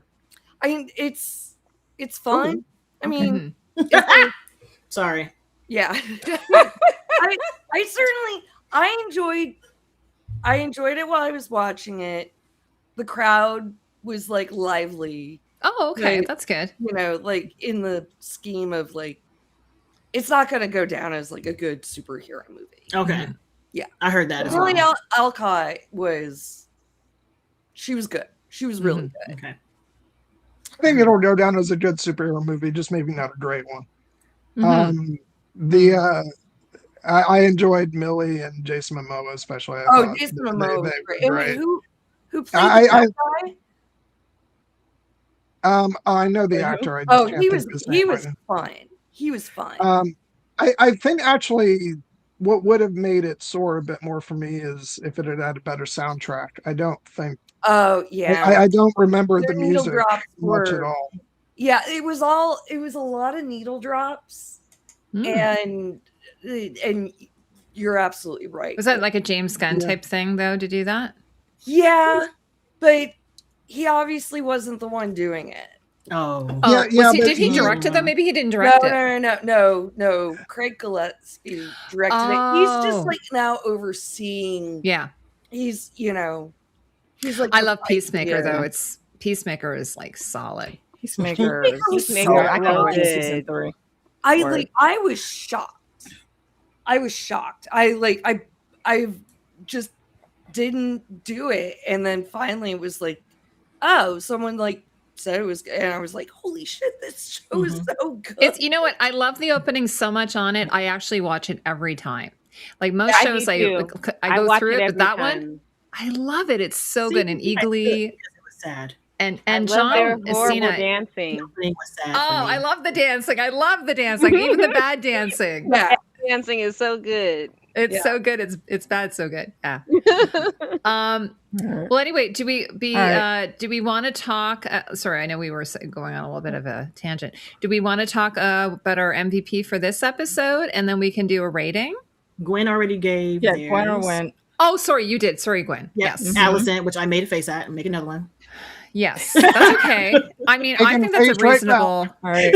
I think it's no. You're right. She was, and I mean, it worked out well for her. I mean, her dad died, but other than that, it all. And she got caught. No, she got caught, but terribly for her. Yeah. Okay. Well, I don't think so because Rhaenyra knows what she did. And that's great, no. But she was supposed to abscond. Yeah, that's true. She was supposed to caught her. It looks like, at least in the immediate future, it looks like she's gonna be somewhat safe. Okay. And then Rhaenyra said she would never harm Helena. Yeah, they're just gonna be in a room. They're gonna be inside of a room together or separately. Either way, they're not gonna die. Not at the moment. Not in her hand. You know what I mean? So, okay. So who else has an MVP that they would like to talk about? Oh, you like tangents? Great. An MVP. Go ahead, great, Christina. The Queen, Rhaenyra Targaryen. Aww. This woman lost a child, went into a deep, dark depression, came out of it, took King's Landing, and killed a man. That's like, you know, we're doing a lot. I have an app called Bring where I do my shopping list. So I don't have anything like that on there. I don't have anything like that. And then she sat the Iron Throne. She did, and she didn't get cut. I was I was wondering if she was going to get cut. Yeah. But in the preview for the next episode, they show her holding the throne, and I think maybe she might get cut because they just really show her like gripping it. And I'm thinking maybe they're showing this because she might actually get cut. I don't know, or maybe she's not going to get cut, and that's why they're showing it because it shows that the throne's not rejecting her. If it was me, though, I would get like, some crafty person, arts and crafts person in the castle to make me like some kind of crocheted cover. Maybe they could work it around the spikes How of the come nobody has swords. ever had them file down the swords? File down the swords. Just wear some fucking gloves or something. That's true. Yeah, I know. Well, I think Viserys cut himself. Is that correct? But he was already kind of going downhill health-wise. Slip on the bloody boots. Yes, actually, when she stepped into the blood, I was a little bit concerned there. Yeah. Oh, I was going to say into the throne room as the saxophones played. That's 100% correct. Before we keep going with this, I was just going to say one more thing about Rhaenyra. When she walked in the room with Daemon, and then I'm like, if she does I'm not ready to sit on that throne, I was going to fucking lose it. I was going to riot in my own house. I was so worried about that. She said, I can't yet. Bring me Aegon. But then she did. But then she did. Yeah. Yes. But I was worried that she was going to not do it. And then I was going to riot. That would have pissed me off too. I'd have been like, bitch, get on the throne. This is what your kids have died for. I know. Because we haven't seen a woman sit on it. I just love the way. Well, that's not true. Oh, we have. Sorry. Oh, of course we did. Sorry. Yeah. Sorry, we did. Never mind. You talking about Cersei? The Cersei, yes. the one true queen of Westeros. But up until this point in time, there has not been a woman on the island. But I was singing a Game of Thrones. He's right. She's right. Okay. Sorry. They're right. No, I just loved how her walking towards the throne, it had echoes of Viserys in season 1. And like that was just so beautiful. Yeah. I actually meant to like go rewatch that scene because they shot it at the same angle, like that side profile angle. Like, I immediately clocked that as well, Gwyn. I wonder why she sat side saddle though. I don't think she could sit correctly with the sword on her. She was holding Jace's sword. She was holding Jace's sword. Like she would have to take the sword off to sit. Yeah, she was really clutching it. Like she was holding on to it. I would too. Like, my baby just died. It's like she wanted him to be there with her. Hey, fandom. Say Cersei 3 or more times and he pops up. Of course he shows up when we're talking about Cersei. I told y'all. How is that even possible? Is he just lurking, and then as soon as he hears Cersei, I was going to say, like, he's lurking. That is magical. I love it. I was just saying, I felt like it was like she was sharing the throne with Jace in that moment, maybe. The last thing, yeah. I mean, who else has an MVP? Crown Prince. I have one, but mine's is obvious because Damon was doing his big one. Damon did his big one. He was entertaining everybody with a song at the fish feed survival party. We won, you lost, yay us. And he steeled himself to go talk to his wife about their dead kid and be like, I know this shit is sad, but baby, we got to get up. And then let me tell you a little story. Let me speak to you however. Let me tell you a little something. Let me get you together. And before that, he knocked the shit out of when he slapped off. That was all I needed. He didn't have to do anything else for the rest of the episode. That's what he needed to do because that man needed to shut the fuck up and realize the seriousness of the situation because he played too goddamn much. And then talking to Masari on the way in, he knows what happened, but he knows, but he can't get mad because he wasn't here. That's the problem. He knows that he wasn't here. So you can't get mad knowing what had happened when you weren't here. So now you're here. So now you know it's not going to happen, but you still know. And then him walking her all the way to the throne room. Like that poor guy that came around the corner. I bet you that poor guy wasn't even going to fight him. He was probably going to bow. He instantly got stabbed when he came around the corner. I was like, damn, you couldn't say nothing. Took too long. But and then he told Alice that he told Alice that she can have Harrenhal. Yeah. So I'll look into it for you. Yeah, I'll look into it. Like that one. Maybe we can come up with a little, she should have been better. She compensation. You're talking to Daemon. You should have been better. You should have came with your A game, not your C game. We didn't need that. But even just like walking all the way in and knowing that he had to support her, like he was there to protect her and support her, even when it came to taking off Otto's head. At first, he probably was going to do it. And then Otto opened his mouth and he was like, now you really have to do it. I was going to do it because I see you, but now you have to do it. So take my sword because even if you hack away at him, you're not going to hack for long before that head falls off. And he handled business. That's what I'm talking about. And to look after he did it. Thank you. He was like, yes, please. And I enjoyed that. Right. So he is my MVP. I will say, just for that laugh when he sees Otto in the sun. Oh God. It was so hearty. Matt Smith. It was a hearty laugh. He was like, look at your ass now, bitch. How the turns have tabled. Exactly. I think mine is going to be Simon for being able to finish his dinner. Uncle Simon. And using negotiation instead of violence. And always having the drip. Always. He was very and he brought my Roddy the Ruin wine. Yes, he did. A lot of it. So rest in peace, Simon. Yeah, he did supply them with the best wine from the strong cellars. Some strong wine. Yeah, and I just love how everybody is like clinging. Everybody is very like, why? Man, he was one of the best characters. We love him. He was so hospitable. He was so like jolly. He was just trying to be there. He wasn't hurting nobody. And it's just so that Team Green, the Team Green will probably try to find a way around it. They'll be like, oh, we had to kill him, or I don't know. They'll figure a way around it. Nobody had to kill him. That's the thing. All you had to do was talk to him. He was so amicable. You didn't have to do much. I think whoever said it earlier, I think this is correct. Like it's to show the difference between Damon and I said that, yeah. And you did, Yeah. yes. I think that was a very good, apt explanation for it. Yeah. Indeed. Anyone else? Any other MVPs? AK, Becks, you said you had a few. I did. I was going to let everybody else go first. Or did everybody go? Becks, did you go? Well, all mine have been stolen. Yeah. taken. That's why I said Simon, because all the other ones are. I mean, I'm just going to go with like the whole gang at the fish feed. Yeah. Fish feed. Indeed.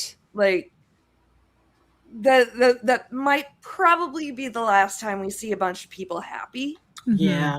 Together. That was very nice. Yeah.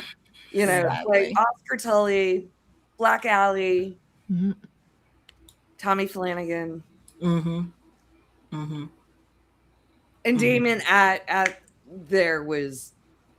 Have we ever seen him sing before? I was just gonna say it's kind of crazy. Not like that. We heard him sing to the dragon. Because he's always so like stern and just so stoic. Like, but he was celebrating. He was like, "Yeah, and we fucked them all and squeezing dead heads." Like, yeah, he's like 50. And he took like the little.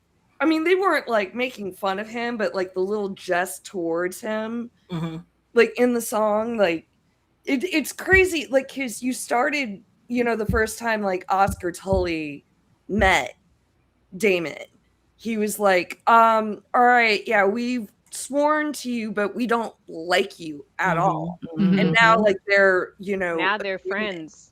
Yeah, like they've been through war. They've been through battle together. And they respect him. Yeah, that's what it was. He had to earn their respect. And that's all Lil Oscar was saying from the very beginning. That's why he is one of very few Tullys I fuck with. Oscar is the GOAT. Yeah, when Damon's like, "Oh, we could just, Craxus could go in there and kind of clean it." No, that's not how we do it. Oh, no, all right. no. Which I will say though. Hold on, yeah. The one thing that Damon said was there'll be no plague. And they're like, no, we don't do that. So it's like, oh, now are we going to deal with a fucking plague now? Exactly. Okay, well, here's my thing with that, though. I would like to know when that changed in the histories with House Tully, because the last Tully funeral that we saw, they were getting the Viking death being set on fire. Well, when did that change? They have to go back. They have to go back home though first. I think, and I wonder if it's different. Like, we're talking about regular soldiers and not like the High Lord of so maybe just the nobles get the Viking death. Yeah, maybe just a noble. I thought when he said return to the mud, it meant go back home. That's sort of what I hit back to River Run. That's sort of what I thought. Oh no, that actually made me think of the Neck, because the Crannock men are known to be mudmen, as they're called. Yeah, I mean, I took it as like in the ground and being buried. Okay. Okay, I thought it meant go back home. Yeah, or like, because oh god, you wouldn't want to dump all those bodies in the water. No. That's what I'm like. Which is why I don't understand why we can't just burn them to ash. No, Damon's idea was very good, actually. Yeah, it's very good and sanitary. I think so too. Very sanitary. Listen, that's how, like you said, that's how plagues happen. Because them bodies is gonna rot and be gross, and they don't have caskets. They just gonna be in the ground. They don't have the time to bury all those. That too. Right, because what was it? Probably over a good 200 or more that they would have to dig graves for. Like way more. What the hell? Way more. And which is why it's impractical. Caraxes could have handled that in 2.3 seconds. Let that baby eat. Let the baby eat. Oh, he did? No, Oscar told his man to start digging graves. Oh my Lord. They're gonna be digging for the next month. Yeah. But now they got to get to King's Landing. They ain't got time for that. Post but they have fought another battle since that first battle. Yeah. Like Damon went back by himself on Caraxes, that was they're like clearing. And then like this or the honey wine. Yeah. I don't know. Like I was gonna add one more thing that we didn't mention is the lion on the spike. Which was right is sorry. And I was thinking, because someone pointed out there was a scene where the soldiers were killing the lion. Yeah. I didn't Well, see they were it. like Yeah. eating the Yeah. lion. Yeah. But I love that because I think that's got to be the first time we've seen a lion. Or they had them in the cages, I think maybe last season. Can you guys remember? I don't remember. I read somewhere that the was there a Lannisters lion? do take lions into battle. Wow. But that's very cool. Or was there a lion in Duncan? Yeah, Didn't they show one? That's what I was wondering when in the season 2 finale when they he's got them in the he had that one at their house.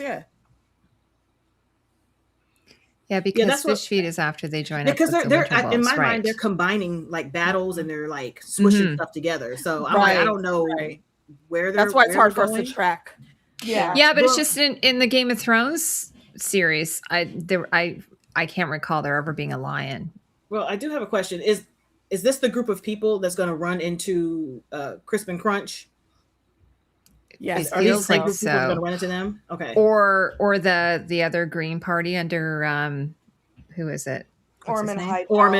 Ormond, yeah. Ormond.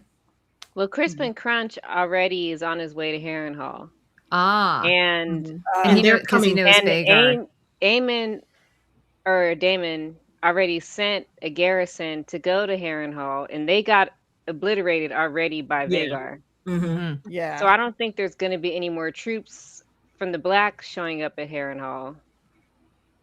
So there probably won't be any more interaction there between. Well, because here's the thing, he got to die this season because I don't like him. So, so who is like? I'm confused as to how they're going to finagle this when they have people technically not where they're supposed to be quite yet. You know what I mean? Like I think he'll die next season. No. I think it's this season. He got to get the fuck out of here. I think it's this season. Well, what did Helena predict? She predicted anything about he was going to die. That he was going to die at the God's Eye. That's Aemon, though. Oh, I thought Aemon. What are you guys talking about, Damon? No. I was talking about Crunch. Crispy. Oh, yeah, he's definitely going to die soon. Yes. How does he die in the book? Yeah, that's what I'm like, because he can't make it out of the season technically because of where they're going. Yeah, I think he's. It's the butcher's ball. He's ready to die. He hasn't really had much to do yet. He hasn't had much to do. That's why I'm confused as with how they're maneuvering these battles before the God's Eye. Because I know the God's Eye is either going to be at the end of the season or the beginning of the next season. But it's all the stuff that would usually happen in between that they're like maneuvering about differently. Oh no, So he's totally made where he's going to be safe. Tywin made the right decision. It's going to happen this season. He did. It's going to happen. Well, Cersei has lions all over her clothes, so that's how they were represented, was being all over Cersei's clothes. I was going to say also other thing we didn't touch on, I think, or maybe we did, is Alice Rivers at the very end when she's like, there's Aemon on the ground, help me, and she's like, what am I going to do here? What do you think she's going to do? I know what she's going to do. We know. I just want to see his visions. That's what I want to see. I want to see this man be confused, and lost and dismayed, because it's kind of, he's never really been outwardly shaken. So I want to see her put him in his little ball and shake the shit out of him. You guys are your names, Sir Hunch and Munch. Listen, oh my lord, that's what he be doing. Hilarious. He shouldn't have did that. And then we get the butcher's ball. All right. So any more? Did we get all the MVPs? I know we keep going back and forth between plots. Sphinx, did you go? I did. Yeah, she went. You go? Yes. Okay. All right. AK's gonna go. I'll give my few ones. The floor is yours, my darling. One. First off, Massaria, because not everything's about you, Damon. Fuck off. I don't got time for your bullshit. I wasn't even supposed to be here for this in the first place. It's your fault that I'm still here. So stop fucking questioning me, going about your business, okay? And Maester Orwell, because I given his best, I know what you did last summer. I don't give a fuck where she was the last hour, bruh. I just saw what she was doing 2.3 seconds ago. You got to answer for that. And also, sidebar, fuck them Kingsguard, because as soon as y'all rolled in there and saw that shit happening, not one of y'all moved to snatch this motherfucker up. Fuck y'all. And then on to also Daeron, because going in there and slapping the fuck out of Ulf and assessing the situation most accurately and telling him to fuck off, basically. I like that. My absolute number one. Wait. Before that, though, also Damon and Rhaenyra, High Valyrian, just chef's kiss on that scene. Yeah. And then just the team Black Valerian, team actual Black Valerian, having their family meeting on the beach after getting the head of the house back. And I like where all those things are going, especially with where Bela and Alan are concerned. And Bela just in everything she did in this episode and in the last episodes, Bela she's also about to be the queen that never was. Sadly. I was trying to figure out how are they related? Is it like uncle? Corlys is her grandfather. Well, yeah, Corlys is her grandfather. Corlys is her Alan would be her uncle. Yeah, half cousin. It'd be a half uncle, though, wouldn't it? Well, an uncle is an uncle. Oh, it's an uncle. It's an uncle. Yeah, you don't have a full uncle or a half uncle. It's just an uncle. Of course, it doesn't make any sense. Sorry. Yeah. Even though he's a bastard, he's still a full uncle. He's still uncle. But he's a bastard uncle. But he's been legitimized. They're half siblings. They're half sibling, yeah. But yeah, uncle. Mm-hmm. So that would be the same as no matter hot people be hot. So so that would be the same as Rhaenyra's married to her uncle. It's perfectly acceptable. Yeah, that's what they do. It's perfectly the fine. the only thing we don't vibe with is the mother, son, daughter, father, and all that. But with Danny, what was that? Danny and John. What was John that? was her nephew. That was nephew, auntie. So that still should have been considered acceptable. Yeah, it was. But not by Westerosi. By Targaryen. Well, by Targaryen standards. Yeah. Fine. Yeah. It would be okay. Cool. Yeah. So those are my ties. Yeah. Those are my ties across the board because I think all of those moments were very significant and everybody came to play. And honorary shout out to our Westerosi Luna Lovegood because Helena, I just heart her like that. And I really hope that she gets to just go sit and chill and raise chickens with her daughter and not have to be in no fuck shit. Mm-hmm. Yeah, what's the character from The Boys? She got to go to Harry Potter Park. Oh, Sister Sage. Sister Sage. Yeah. She got to go living her best life in the Harry Potter theme park. After she got done animalizing herself. Well, for pleasure. Can you imagine Sage in Westeros? I feel like I need to go see if there's a fan fiction story about that. I'm sure there is. She'd be like the little finger of all little fingers. Yeah, that's what. And look, like I said, we're always here for the mess, and I want to see what mess she could conjure up because I think it would be a lot. I do have a question because I was looking into this. So done to us that we're talking about degrees of incest. What are we comfortable with? Not mother and son. Uncles and nieces are fine. We discussed that in sisters are okay. Mm-hmm. I actually think uncle niece is way better than sister brother though. Like marrying your sibling, that's first generation. At least there's a division. Yeah, there's a degree of separation. Uncle, like cousins, I think is fine. Like your DNA matches, but sister brother, but not that much. But even with siblings, like you're still only like 50%. I can't. Yeah, this is my brother. I know. Yeah. Parents, nope.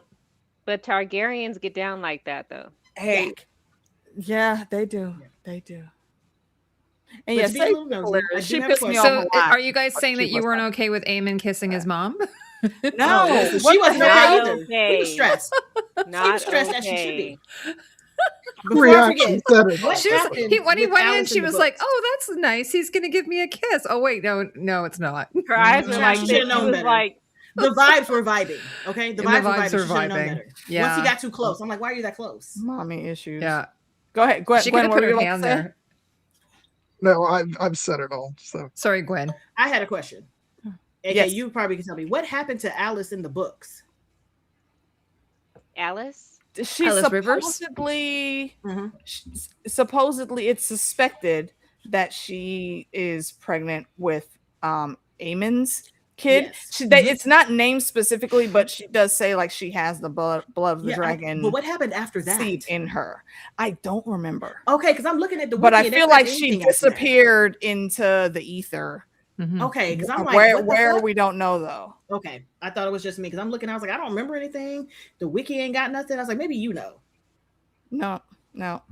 Okay, she gone. In the preview, there's a spot where somebody's handing somebody a dragon egg, and they say that's Aemon giving Alice a dragon egg for their baby. I feel like that's a dream situation. Yeah. That would be a fever dream because that's what I can't wait to see. He's up there. He doesn't have any dragon eggs with him. And he's not going to fly anywhere. He'd have to go to Dragonstone to find some dragon eggs. He would have to go to Dragonstone, and he's not dumb enough yet to do that. But I think what I was thinking when that scene happened is I thought, the actress who plays Allison and the actor who plays Aemond are actually very close in age. That's sort of what I thought. I was like, oh, at least they're close in age.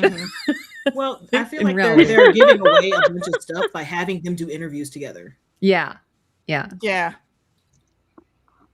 Because Lord, I hope I don't progress past that kiss. That wasn't in the books either, right? No. Not at all. You see us all like, Now, does everyone want to give a rating to the episode? Sure. And then we can wrap things up. What is our rating scale for this? Yeah, what do we want it out of? Chat room, y'all chime in too. Oh, and Future Boy, hello. Just saw you come in. Thanks for being here. He came from the future to our live stream. What did you rate it out of 10 dragons? Since we had so many dragons in this. You want to do it out of dragons? Yeah, we're running out though. We're starting. We've lost a few. Yeah, how many do we have left? How many dragons? Do we have a dragon count? We lost one. We just lost 6, one. But they gained one, technically. So we still have Vermax? 7. No, Vermax is dead. Oh, bloody footprints. Oh, okay. Funny. Or not Vermax, Vermithor. Yeah, because that's what he was writing. Yeah. So we have the 4 that went to King's Landing, and then we have the other 2. We have Moondancer and Sea Smoke. We have Sheep Stealer, and then the Greens only have. Well, they have 2 functioning dragons, and then Sunfire is still out there. Oh, and Dreamfire, which Helena will not ride. So Helena's not gonna ride. Yeah, but then does she ride the dragon in the books though? There's a little one with the boys. No, she doesn't. Well, she doesn't ride her dragon. Yeah, I don't know. There's eggs with the boys, but there's a little one with the boys. There's a little one. Is there? Yes. No, they're hats. Okay. Well, they're the little babies. But in the book, that dragon died at the gullet. So there's only an egg. Big Berm. But they never. Adamantium. And if you've seen Friday, you get that joke. Big worm. Adamantium wants to do it locker room peens out of 10. What? Let's go with it. That's it. That's the one right there. Yep. That's really funny. How many locker peens? How many peens? Out of 10. Out of 10. Out of 10 peens. And also 50 points to Adamantium for that. Yeah. Well done. You do your house proud. Christina? You said 7? Did you say 7? No, I just said out of 10 peens. I didn't give my rating yet. Okay, I thought you said 7. I was like, okay. But I will say 7 dragons. Go ahead. It's an 8 out of 10 peens. Which is the rating that I gave it yesterday. It's good. Yep. It was really good. I'm just holding out my 9s and 10s for shit that's gonna for super big shoot me out of my seat and make talk me about go, peens. This is real funny. Shit. You guys are hilarious. So it takes 9. So it takes 9 peens to shoot you out your seat. Apparently, this is the most highly rated episode. Did you all see that? This is the most highly rated. On IMDb. On IMDb, yes. Yep. Oh. I believe it because it for people who are Team Black, it shows them what they want to see, which is I really liked it. Yeah. I wasn't as jazzed about an episode. Now that I've heard that, it makes me want to vote it lower because I can't agree with. Okay. Don't be a contrary. No, absolutely not. I've heard 3 and 4 are very good because the press got 4 episodes apparently. Yeah, so they did. So the red dragon and the gold was the same rating. Okay. Yeah, that was an excellent episode. Yeah. But I think I like this one better. I am you. No, Winter's Lady, welcome back. I am giving this 10 out of 10 hacks at Auto Hightower's head. Okay. That is the I'll give you that. Mm-hmm. All right. What did you give it, Gwyn? Becks? 10. Oh, you gave it a 10. I see. The last episode I gave a 7, so I'm gonna go higher. Oh, sorry. Go ahead, Becks. I'm gonna give it an 8.5 because I'm waiting for more. But that fucking iron rod scene like really pissed me off. Like I was mad and like not in a fun way. I was. By the way, Winters, we got to help her. Okay, what's the name of the guy with the big long dong in that is Seven Kingdoms? Sir Pennytree? Did we? Yes, Sir Pennytree. Yes. Yeah. Sir Pennytree. So she's saying, she was like, sorry, Winters. Sir Pennytree.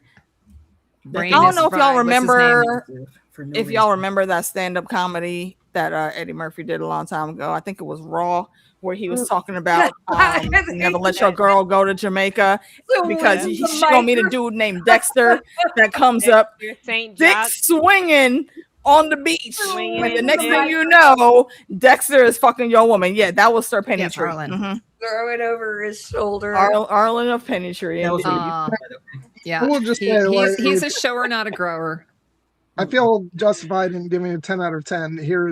First of all, because I wanted to give it that, but also, you should. Because also with it in mind that this should have been the season 2 finale. So so I feel like that justifies it. And also, this is the last week I'm going to be here, unfortunately, because I'm leaving the country for a couple weeks, and then I'm going to have work every Wednesday after that. Oof. So this is my chance to give an episode of 10 episodes. We're gonna miss you. Okay, Gwen. well, hold on, Gwen. How you feel about Thursdays? They're leaving the country, Alicia. Yeah. No. He said 2 weeks because I was about to jump in and say, well, what the hell? He said a few weeks. Leaving the country. Where you going? Well, here's the thing. I have to admit, I'm really kind of bummed that you guys aren't doing Wednesday next week because I actually would have been able to make that, but I'm leaving on Thursday, the 9th. And I'm sorry, that was me, Gwen. Yeah, I'm at a conference, so that's fine. I can't get out of it. And then I'll be coming back on the 21st. But if you guys do any Thursdays instead of Wednesdays after that, I could do that, but Wednesdays definitely won't work. So just let me know what you guys decide. When you do leave, travel safe, have like all the funds. And if you think about it, bring me back a cool shot glass. Collect them. Oh, AK, do you collect shot glasses? I still have hers from remember that now. I've never given it to her. It's still wrapped in paper. I was supposed to get her one from Germany. I'll remember that now. You bastard. I'm sorry. They didn't have any in the airport. I looked. No, but who hasn't done a rating? Mine's is easy. Mine's is the same as Christina's. It's an 8. It was great. I made a rhyme. So all right, Heidi. I'm going to give it, after the last episode, I think Gwen and I were kind of feeling kind of similar. I gave it more like a 7 to 8, but this one I'm going to give it a 9. I loved it. It had all the things I like, I know the battles and everything. This is more in keeping with what really gets me excited about shows like this. and the emotional, toll, and just the characters, like just the characters are so well fleshed out, and then we get these payoffs, and I think that's what really I love the most. Yeah, I agree. For whatever reason, it's weird because I have actually not responded as much as I would have thought I would to like big like dragon like battle scenes in this show. And I don't know if it's just because it's a bit more abstract than when on Game of Thrones we got like we were on the ground and the sort of nitty and gritty stuff. But for whatever reason, I don't know. It looks cool and like it's well done, but it's just not my favorite stuff on this show. So so the character drama of this episode was much more to my liking. So I feel like it's the reverse because in Game of Thrones we were on the ground. Nobody had a dragon. Everybody was on the ground except for one person who had all the dragons. And now it's the reverse because we're following the people with the fucking dragons. And so yeah, so I understand how you feel that. Yeah. I do feel like I kind of feel like they should fix Aemon's is it Vermithor? Which is the dragon's name again? Vhagar. Sorry, I feel like Vhagar's wings. There must be a way they can fix the wings. But I had a friend. She's old. I guess so. She's old. That the wings have just been through so much over. Yeah, I don't think they can regenerate anymore. Decades of years that they're just busted. She's a big old bitch. It's just like years ago, I had this friend who used to repair butterfly wings, like monarchs and so on. And I was like, oh, I kind of feel like they could have repaired her wings. And how did so you find out you can do a skill like that? There probably is somebody who does that. I bet you. Are there classes for that? For butterflies? It's like underwater basket weaving. She figured it out on her own. She figured it out how to do it. She was like like a sewer, so she was like just knew kind of how to do that. I don't know. But I thought it was very cool. Anyway, that was just my thought when I saw Vhagar up in the sky. It was just like the poor wings, Yeah, that's the only way I know it's Vhagar. Old lady. I was actually kind of surprised that it can fly as well, because normally, like a kite, if you punch a hole in a kite, it just goes shh. But her wings are so massive. They're so that's true. Yes, of course. Yeah. Those little that's what I was thinking, future. That's what I was thinking, future boy. Like some kind of, some kind of muslin or resin or something. I don't know. With a tarp. All right. I will give it also an 8.50 out of 10 locker room peens, because it was a decent episode all around. I will say continually, I do not agree with how that scene with Allison in her quarters was handled.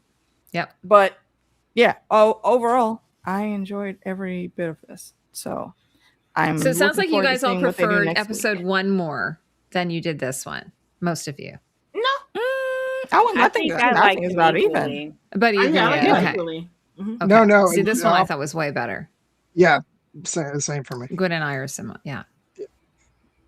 I enjoyed the Battle of the Gullet. Yeah. I think it was off. It was awesome action. Yeah. This episode wasn't so much action, it was more character focused, but I enjoyed that too. Sorry, Becks, what you're gonna say? Yeah, no, I like, I'm like the same with you. I'm not like so big into battle scenes, but for whatever reason, like the Battle of the Gullet was like one of the few I'm just like, oh, this is really, really, really good. And yes, it probably, coulda, shoulda, woulda, being like these two episodes being the last two episodes of last season would have hit harder, but if those were the last two episodes in season 2, then we would have only had a 6-episode season. No, they would have given us something extra. We would have gotten 2 more. Oh, okay. Yeah. Damn HBO. They're so greedy. They're greedy. They are. So now, it's all these corporate shells. Are we ready for this next episode to be our episode 1? Well, I mean, but also by the point they've figured out they only had 8 episodes, like I don't think it's a clear, not distinction like you're talking about. Yeah, right? Like they didn't shoot these episodes. Like they had like stuff written out, then was told, no, you're only doing 8. So I feel like, it's not going to feel like an episode, like a season premiere next week. No, I think it's absolutely going to feel like the third episode of this season. I don't think that these are the 2 episodes we would have gotten exactly last season. Like they are, as much as like I can tell that these events would have made for really good episodes 9 and 10. I think the episodes themselves were still made and structured as the first 2 episodes of this season, and so I don't feel like there's going to be it's not like there's going to be a pause next week to reset things. I think it's just going to be plowing. That's what I'm wondering. Will there be a slowdown? Like, will it all just kind of put pause on it, or will the momentum just keep going from what we've already started with 2 episodes? I think it's going to keep going. Yeah, I mean, there might be a little bit of a reset, just because they have to like kind of figure out, but like we have so many battles to deal with. Like I think the focus is going to shift a little bit to maybe like we might not be in. Well, no, we got to be in the Red Keep, because we're going to have a showdown between Rhaenyra and Allison. Though it's like. Yeah, that was my concern about like how they're going to try to pace the rest of the stuff that in the books it says happened, and they already condensed one major battle into a line and a party. Like, yeah, we won the fish feed, and they were singing their song. So that's the fish feed out right there. So that's one out. So I'm like, okay, I'm just wondering how they're going to combine this to where I think they're going to end season 3, because we know there's only one more season, so they have to cram everything else that's at the end and after the Dance of the Dragons into season 4. So there's only so much that they can do. So I'm trying to figure out, like, what are we doing? What are we keeping? What are we throwing away? What are we smurging? And so we're all just pretty much like, just waiting to see. So, but I did hear that episodes 1 through 4 were pretty like fast paced. Yeah, it's with the Prescott, I guess. Well, any other final thoughts before we wrap up, everybody? No, I think we hit all the beats. Just agreed. To plunge back into the gutter, I want Massaria to show up and let's have some sexy time in the Red Keep. Look, if the threesome don't happen, somebody might get an angry email because they've already set the precedent. I'm just saying. In the episode 3 preview, she is at the Red Keep with Rhaenyra. It's standing in her council, so she does get summoned. She does come. She does show up, and just like Rhaenyra told Daemon, I don't need to explain myself to you. She said, "Yeah, that's my boo. What? I don't gotta explain nothing to you." So we're running out of Kingsguard, though. We're gonna need some fresh Kingsguard. Good luck with that. Yeah, keep running out. At least they have the. Well, no, we need a Queen's Guard now, or Queen's Guard. Right? Actually, I would promote some in the gold cloaks. I think the gold cloaks are working as their King's Guard right now. Like they're functioning in that capacity. That makes sense, actually. You got a ton of them. They're loyal. Bring back fucking Graham McTavish. Where is he? I don't know. Isn't that weird? He was everywhere. He was on Devil May Cry. He was in Castlevania. He's been everywhere. But why isn't he? Why did he kind of suddenly get written off the show? I guess he just said peace out. I'm not busy. I got jobs. Yeah, he does. He was one of the main villains in Devil May Cry season 2. It took me forever to pick his voice. I was like, I know the man's voice. I just love him so much. Over on my channel, Jared and I have been talking about Outlander, and he's in the first couple seasons of that. And we just love him. Oh, he's fantastic. So yeah, that's the first time I actually ever saw him in anything. Was Outlander, I believe. U.S. won their soccer Wall of Feet match. Really? Yeah. Well, Bosnia. They are so mad. They were hoping that Americans would be out by now. Oh, I love being on TikTok. America. Oh, can't stop America. There's like, you guys didn't even know anything about the World Cup and being involved, and now you guys are. Yes, shut up. You shouldn't have said anything. That's what you get. I don't even. He's in House of the Dragon. He's one of the Kingsguard. He's like under Viserys. I don't know who he is. I don't know this person. You got Graham McTavish. He's got like a white beard. He's bald on top. He was the one that like quit after like Westerling. Yeah, was he Sir Westerling? Yeah, is it Sir Westerling? Yeah, Sir Harold Westerling. Yep. Yeah. Like he was the one like when they like started plotting to put Aegon. Yeah, he said not on my watch. Like, he took off his clothes, put it down, and walked out. And he never left. showed up again. Oh, okay. Okay, I know who you're talking about now. I was going to say, something I found out today, which is really fun. Canada is going to be in Eurovision. And I'm not a big Eurovision person, but I just thought that was really kind of cool because we're not in Europe. Yeah, they would never let them. No, they have a lot of countries that aren't in Europe. Yeah, like Australia, I think is. Well, in Israel, like there are a lot of countries. Oh, yeah. Okay. It's very interesting. Very interesting. So anyway, I'm kind of excited about that. All right, any final thoughts, everyone? I mean, you're not talking over each other like we sometimes do. What's going on? Everyone's being so respectful. I think we collectively and immediately all talking at the same time. We're talking about how we don't talk over each other. I'm just so excited because I was a little worried last week because I felt like my investment wasn't quite there, and now I feel so locked in. And I'm so excited about what's coming up the next few seasons, even though I am going to have to. Gwyn. I'm going to have to watch some episodes on my phone, so it won't quite be the same experience. but yeah, I'm so excited for what's to come. Gwyn, where are you going? Yeah, Alaska on a cruise. Oh my God! Oh, you told me about this, Gwyn. You told me. Yeah. Yes. Who are you going definitely with? Grab me some shot glasses. I'm going with my dad and some of my extended family, like my aunt and uncle and my cousins. On a cruise, that's awesome. Yeah, because they have to do it was funny because I was at an event recently and I was chatting with this guy who worked for he'd worked 10 years working in cruises, and he told me he did the Alaska cruises, and they have to be done in the summer, of course, right? So it seems weird, but yeah, that's when they have to be done. That is so cool. What an experience! That's like a bucket list item. Yep. Awesome.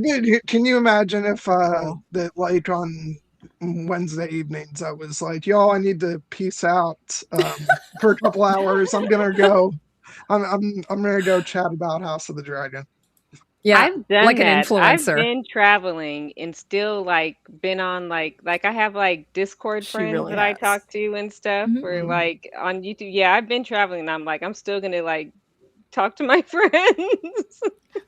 Yeah, Angel says she hopes you get to see some bears. You'll probably get to see some whales, some narwhals. I don't know. What are you gonna get to see there?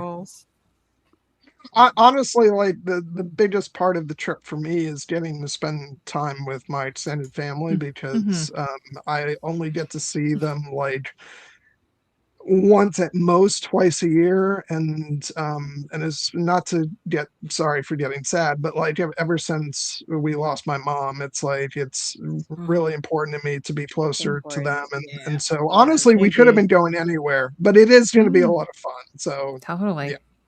That's awesome. Absolutely. I'm really happy for you. I hope you have a great time. How long is it? Be safe.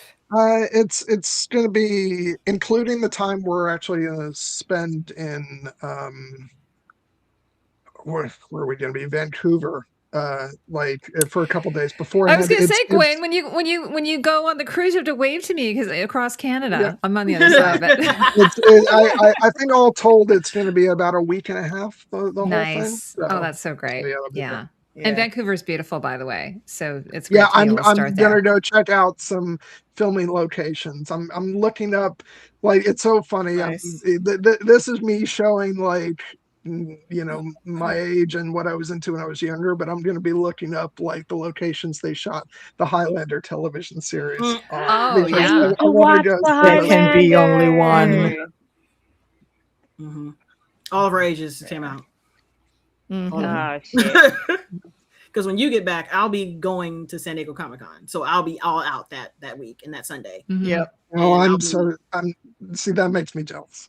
Well, I'm trying to get in this panel because they said they're going to be there and they're doing something House of the Dragon, Game of Thrones related that requires, according to Condor, is going to be an event of the ages. What do you mean? You're gonna get on the panel? Yeah. Hey, yo, everybody, yo, send like this, manifest this through the ether. We got to get Meeks on that panel. I don't want to be on the damn panel. I want to be in the panel. Not? I want to be in the room. What the fuck? I don't give a fuck about being on the panel. I want to be in the room. Give me the bag. What's in the bag? What's in the bag? Is it swag in the bag? What's in the bag? Exactly. You want the swag. There's stuff everywhere. But yeah, I think Lord of the Rings is supposed to be there. Like a bunch of the nerdy franchises that I follow that are having TV shows come out within the next year are going to be That's there. so cool. That's awesome. I was going to say, by the way, I'm trying to get a panel for Fan Expo in August in Toronto, if anyone's in Toronto. So I've just submitted it. So fingers crossed, it's going to be like a costume designer panel. You got this. I'll let you guys know more about that. Cool. Absolutely. Yeah, I've never done an in-person panel. So this will be my first in-person panel.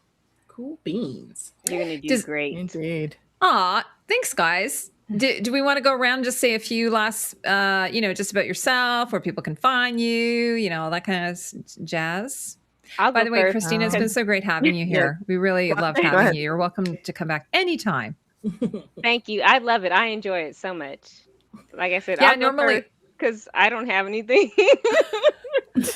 Well, and you'll see her here. That's what we are. We're kind of like a place for people who don't have a place to go. Because I'm actually a costume channel, but it's worked out really well. This is my safe space where I can come and talk about House of the Dragon. I do have a channel. If you want to go watch some old Game of Thrones videos, check me out from 10 years ago. If you're just now watching Game of Thrones, they're there. But I doubt you haven't seen Game of Thrones already if you're here. But actually, like I quote T Baby quite a lot. And I always say, she says, stop touching shit. If you want to see who the mysterious T Baby is, she's on them streams on Sphinx's channel. Mm-hmm. We had a small congregation called the Not So Silent Sisters. I love it. Whenever I do trivia, my trivia team is the Silent Sisters of Mercy. She's the heavy metal band, Sisters of Mercy. Mm-hmm. Word. But yeah, that's me. I'm just around. Here I am. And since I am next in the adjacent box, I'll go. You can find me here. And, you're looking very sexy, by the way, in your photo. Thank you. There was a few face swaps that I did for that, but that one was my very favorite. Pouty. And you can find me here. Sometimes not here, but just on Heidi's channel. You can also find me on the Review with the Crew channel, myself, Fandom, and DJ. And Meeks joins us on things that are not usually Star Wars related, because she doesn't Star Wars, but she's down for all the other nerdy things. Do Star Wars? Yeah, they do. Yes, we do. Yes, they do. It makes you not down for Star Wars? We do. No, it's too much to catch up with. I ain't got time. Yeah, it's a whole universe out there. It is. It's this whole thing. Lot. I'm into the Star Wars hardcore. Right. So, and if you look below, you will find like all of those links. I'm pretty sure I still have Sphinxes down there. If not, I will add it. It is down there. I saw it earlier. There you go. Meeks' links are down there. If you're watching right now on my channel and not on Heidi's links are down there. Gwyn's links are also down there. So yeah, get in there and follow my folks and chat. And thank y'all for being here. It's always a pleasure. And shout out to everybody that has newly subscribed. Numbers have gone up quite a bit over the past couple weeks, and I appreciate y'all. Who hasn't gone? Who wants to go next? You're next. Yeah, sorry, I just was saying I don't make time for Star Wars. Star Wars makes time for me. Aw, that's right. That's right. Did you watch them all? Oh God, yes. Fucking loved it. I've been waiting for that show for years. No, I wanted to sidebar just for a moment and just to also share something related to family vacations that I'm also doing at the end of the year, AK, because you'll know how important this is to me. When I go see my family in late December, first week of January over on Broadway, I'm going to see the version of Much Ado About Nothing, which played in the UK last year. It's on Broadway now. Nice. Got a couple actors named Tom Hiddleston and Haley Atwell, but most importantly for me, it's got Mason Alexander Park. So will I be able to control myself? No. When I go see that, or am I going to scare them a little bit? Yes. Hopefully not. And they get you off the ground first, because first you have to get up in order to scare people. You can't scare people on the ground. Gwyn, are those tickets pricey? Yes, but I was going to say, care because the chance to see Mason Alexander Park in person, I was like, oh my God, this is happening. I don't care what I have to do to make it happen. So so very excited about that. Anyway, now that I've said that, if you guys are interested at all in my thoughts on movies and TV, in which I chat a lot with my co-host Jared and special guests like AK and like Heidi, and you can follow us over at Cinematic Realms. We basically only talk about stuff we love. We figure there's enough negativity on the interwebs, so we like to focus on positivity and things we are passionate about. So please check us out if that interests you. And yeah, I think that's it. I thought I had something else, but no, that's it. Thank you. That's awesome.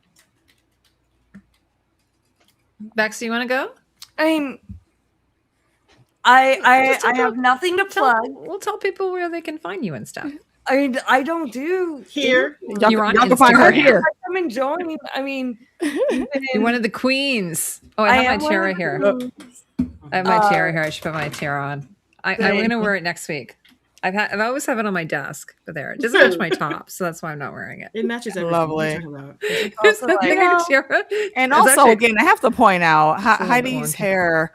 It has been immaculate these past oh my God, I love you guys so much. You're so like sweet. I missed the color you had before, but I know this just looks right.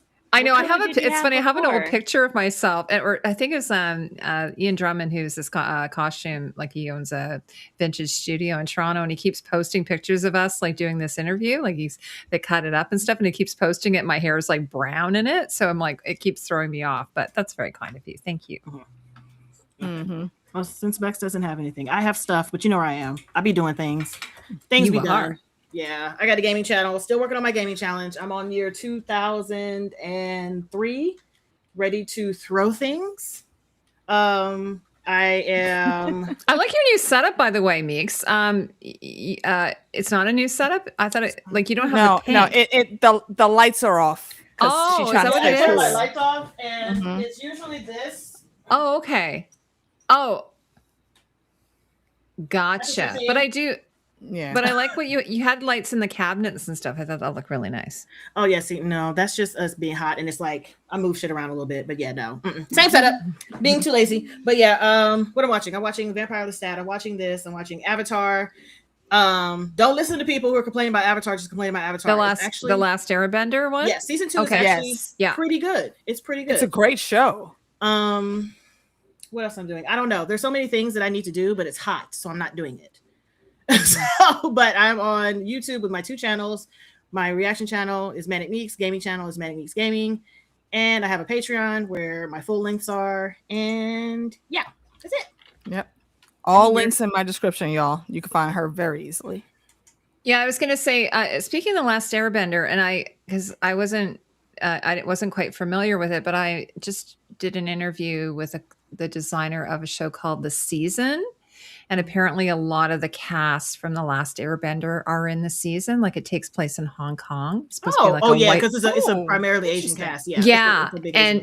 But anyway, it's a really fun show. It's sort of like it's sort of like a Desperate Housewives but it's not a reality show. It's like it's sort of like a Desperate Housewives meets The White Lotus, if that makes. But it takes place all in Hong Kong. It's just gorgeous. The cast are gorgeous. Like we were joking actually, the designer and I, that everyone, even though they don't ever show the actors or the cast working out in the series, they're all like, they look like they're all in the gym like several hours a day kind of thing, because like they wear these really tight shirts and it shows every little muscle. So some eye candy if you guys want to watch that. So that's one interview I have coming out, and I just released The Miniature Wife, which is a really fun little show. I think it's on Hulu. Laura Montgomery is the costume designer, so she did What We Do in the Shadows. She did that show. She did Gen V. Nice. Yeah, she's really nice. So she's a Toronto-based costume designer. So I had so I just released that today, and yeah, and then we're here either Wednesday or maybe Thursday if we switch it. So we're going to be trying to do these weekly House of the Dragon live streams with y'all. Yep. Indeed. Yeah, and that's it for me. Right. Oh, and Chris H jumping in at the last minute and clicking Cliff. Hello. I mean, we were doing spoilers up to a point, but we've wrapped. I'm sorry. We're all done now. Murphy.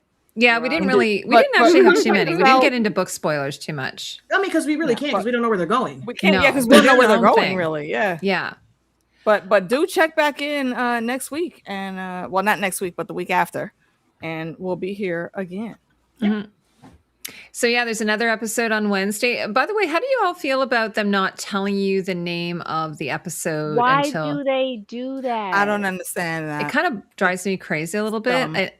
And it seems like they're the only series I think that does that. Are they? Does anybody else do that? They used to tell us, but then we started like spiraling with the theories, because and they were like, you know what? People would gauge what the episode was about from the title. And so it became like a spoiler source. Now they don't do it anymore. It's based off a book, like.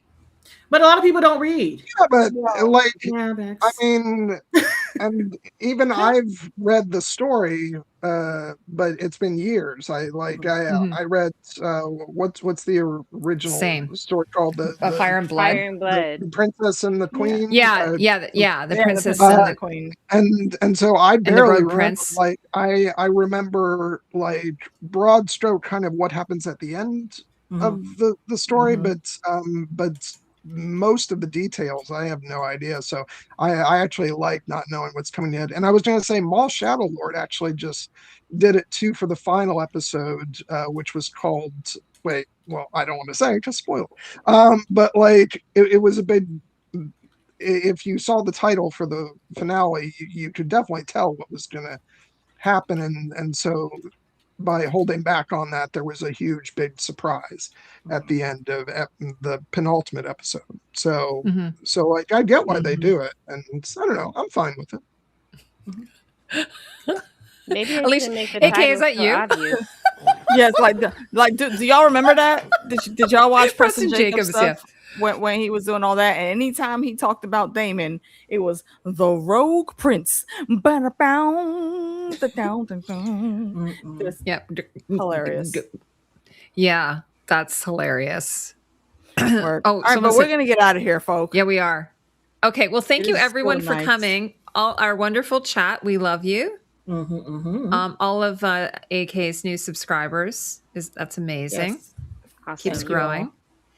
And thank you so much for having me, guys. I really appreciate it. Oh my gosh, Gwyn, we love you. Always You're welcome anytime. Same. And I'm sorry I didn't have pictures this time. This is the second week in a row that I screwed up with the slideshow. But anyway, next time I'll try to have some photos. I'm trying to try out this new platform, so I'm using you all as a test subjects. Test babies. Test babies, yes. And then husband says, that works out okay, then you can use it with an interviewer. Like when I'm doing an interview. So I appreciate that. All right, thanks everyone. I'm calling this session officially over. Yay! Bye.